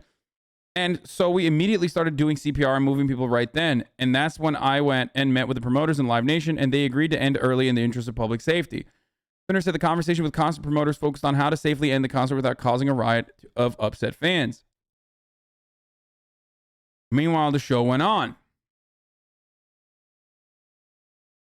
At 9:42 p.m., Scott stopped performing the song Skeletons to warn, we need somebody to help. There's someone passed out up here. Scott urged security to jump in as the beat behind him continued. After about 30 seconds, Scott moved as a man was lifted unconscious on the ground. A minute later, fans began chanting, "Stop the show," as Scott resumed the song. At 9:53 p.m., the fire department dispatched 12 more units. By 10 p.m., more than 20 minutes after the mass casualty incident, the concert was showing no signs of stopping as hip-hop artist Drake took the stage with Scott and launched the song Knife Talk. As the song continued, fans began jumping on some of the emergency vehicles responding to the chaos. Bro, like, that's insane, dude. He's like, all right, you know, we stopped the concert a bunch of times, but I think now it's time to fucking, you know, bring Drake out.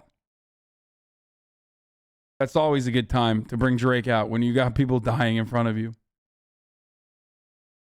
Oh shit, people are dying in front of me? All right, bring out Drake.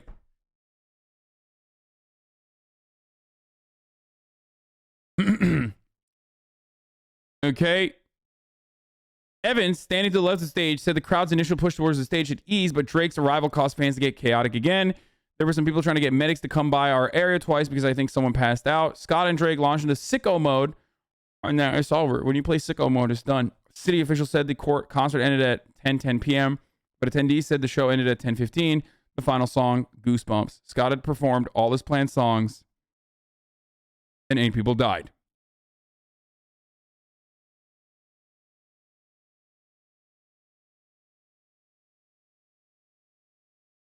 If the last thing I ever heard was sicko mode, my spirit would never rest. I think it's the promoter telling he has to play all his songs so he doesn't have to refund. Yeah, dude. I don't know what the fuck happened here, but like, this is the matter of interest here, okay? This, to me, the main point here, the failure in communication, the breakdown in communication, at 9:38 p.m., when it was declared a mass casualty incident, it's done after that. You can't just fucking keep performing every song, dude. And to the people who are saying, like, it's entirely on Travis Scott, no, it's not entirely on Travis Scott. And the reason for why it's not entirely on Travis Scott is because the cops and the fire marshal have the power to stop it.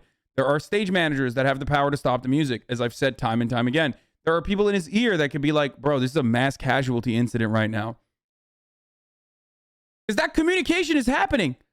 What do you think? How do you think he knows Drake is about to come out? Because someone is in his ear. Okay? So that means that channel is being used to fucking tell Travis Scott that, like, yo, Drake is about to come out. Time for sicko mode. Okay? That channel is being used for that, but it's not being used to tell him, like, yo, the cops are here and it's a fucking literal, like, you know, mass casualty incident, dude.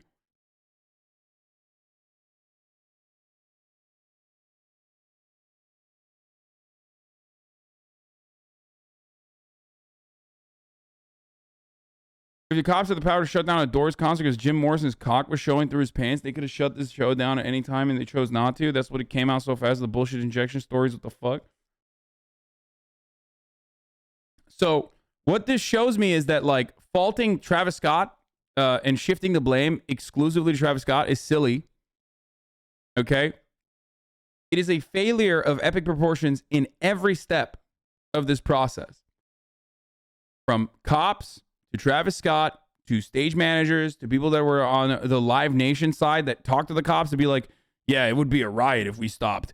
If Travis Scott didn't literally sing every single one of his songs, even though this is a mass casualty incident, and bring Drake out, there will be a riot here. Like, no, motherfucker. No, the fuck it wouldn't. That's crazy. Check the footage of the girl who tries to get the cameraman. Yeah, you guys are silly as fuck for, like, constantly posting that. Okay? What the fuck's a random cameraman gonna do, bro?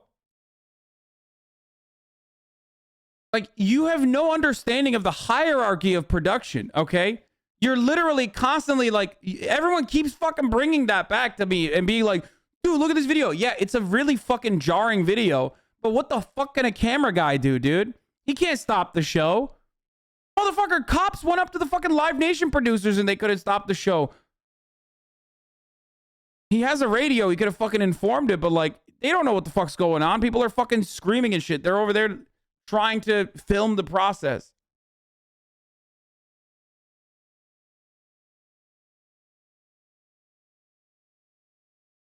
You said the same thing. The fuck they want him to point the camera? You guys are failing to comprehend that, like, if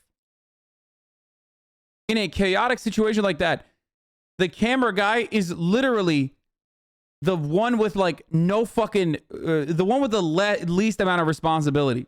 Okay?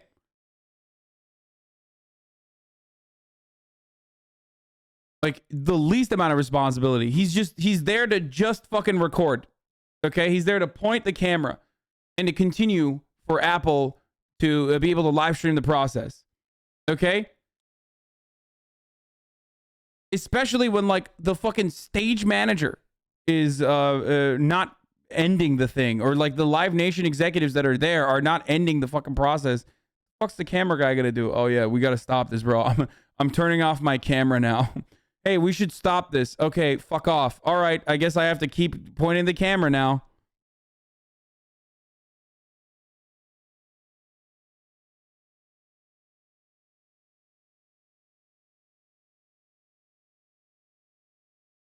He has a radio, which apparently he did end up using to get 2 medics to come out, but they still didn't stop the show, even though at this point they clearly knew it's criminal negligence. If you watch the clip, you can tell the cameraman didn't even hear a word she was saying because of his noise-canceling headphones. She was yelling behind him, and he was startled as she entered his frame of view. Yeah, like, dude, it's just like, don't. Fucking 40-year-old camera guy standing on a fucking rafters, like, can't hear shit. He's literally just like filming the fucking process for Apple, making sure that he's like, you know, getting everything. And you guys are like, nah, dude, I can't believe he didn't fucking personally save people.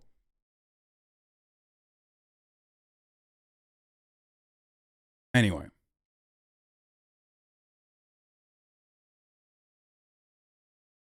Let's keep going. He gave it a walk-off song. This dude's dead body was being pushed over the crowd. Travis was looking at it and was like singing him into Valhalla.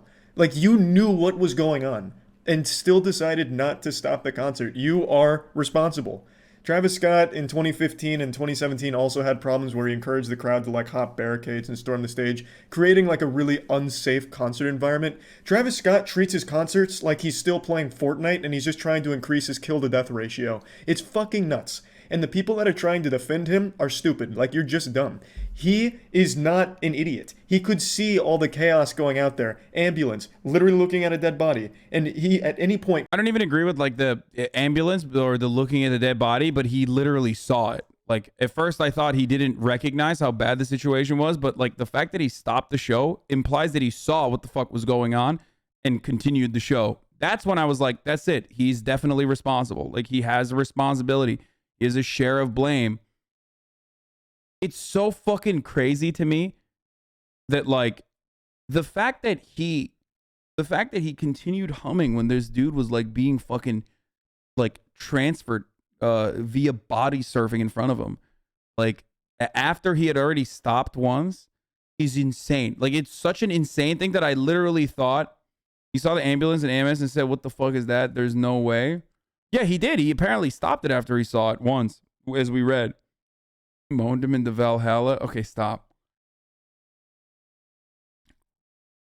We already watched the Shawn Cee video. He probably thought it was just someone dehydrated. You see it happen at every festival, like Warped Tour back in the day. People always getting carried to the tents. Yeah, no, I understand that. But, like, that's why I'm saying, like, a fucking producer should have been like, dude, we got to stop this shit. This is crazy.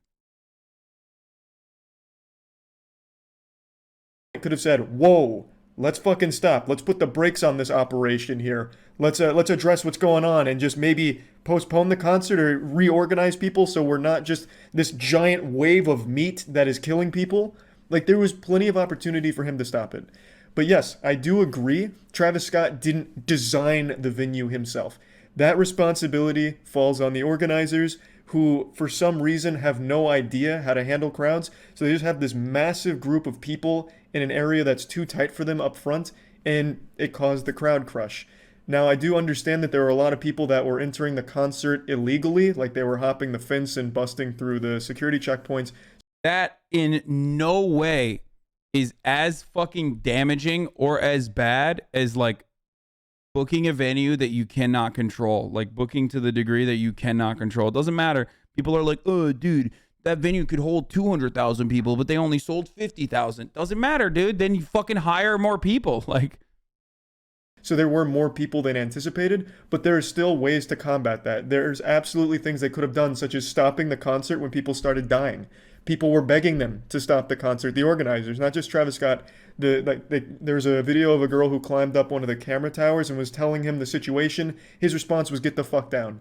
Like, there were plenty of times where organizers could have stopped the concert. This isn't one of those situations where there was nothing they could do to stop what was happening. It's not like it was Thanos and it was inevitable or whatever. A Travis Scott concert isn't some kind of natural disaster like a hurricane where you can't go outside and just yell, "Hey, halt! Stop, hurricane!" and expect it to stop. But here, you absolutely could do that and expect it to stop because it's just a concert. Fucking lead singers walk off stage all the time. Noah B is 100% correct. The vital info we still need is if the Live Nation people communicated to Travis Scott about the knowledge they had about it being a mass casualty event 40 minutes before it finished.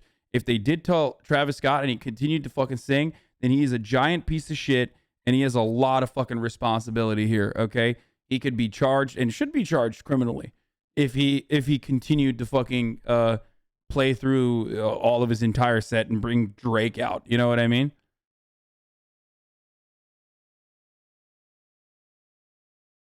It's criminal negligence. If they didn't, then the Live Nation producers fucked up big time. Charge Drake too. Okay, this guy is just a Kanye stan. Okay, bro, fuck Drake. Charge Drake too, bro.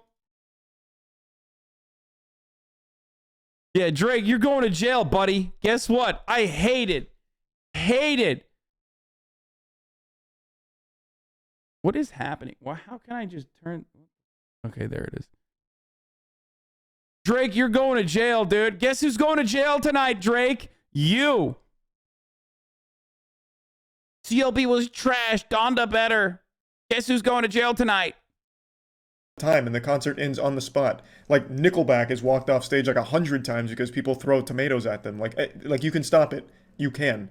And they should have, because it would have really prevented the loss of life there, at least helped. I didn't know what crowd crush was until today, and then I read all about it. That is an absolutely agonizing, horrible way to die. It is a slow, painful, miserable death. They were dying standing up.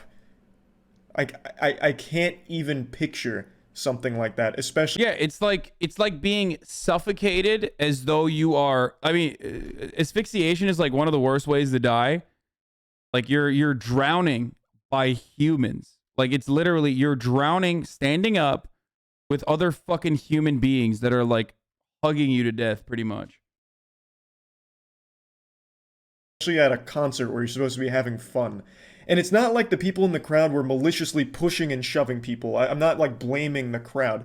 This is a phenomenon that happens when the place is just too crowded and people just standing next to each other is enough to start putting too much pressure on people up in the middle and they just start suffocating because they can't catch their breath anymore. It's the same thing that happened at like the Hillsborough disaster, I think it was called.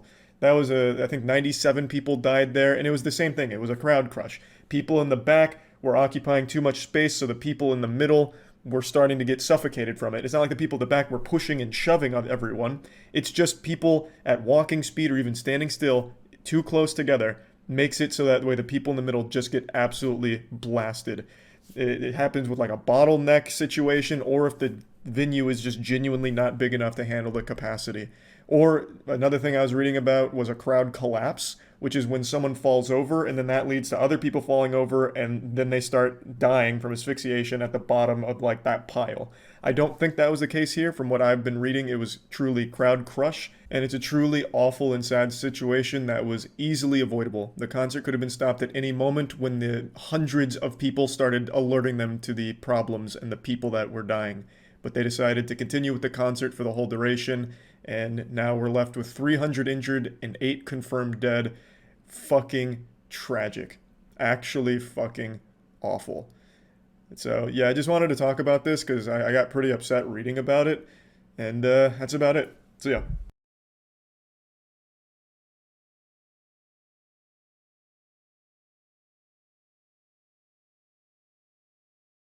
What is this, dude?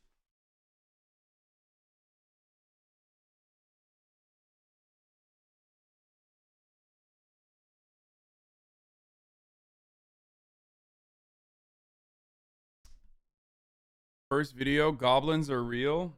We know. His name is XQC.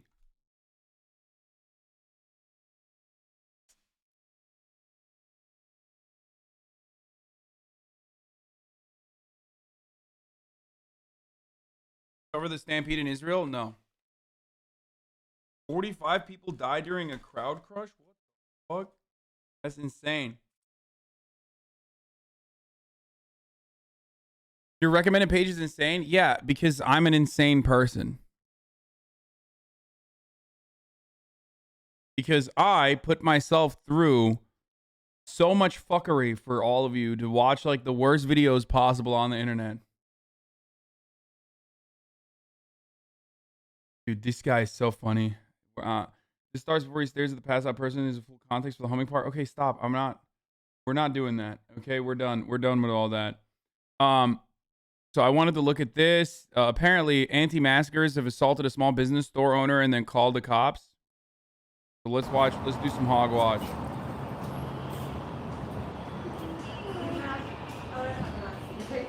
Oh, we got SNL too. And Tucker Carlson admitting he doesn't know what critical race theory is.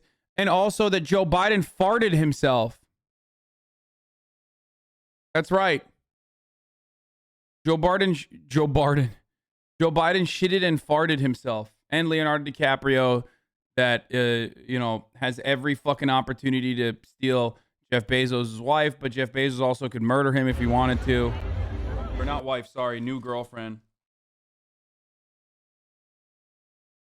Imagine going through like a public divorce as the world's richest guy and then getting cucked by Leonardo DiCaprio like this, dude.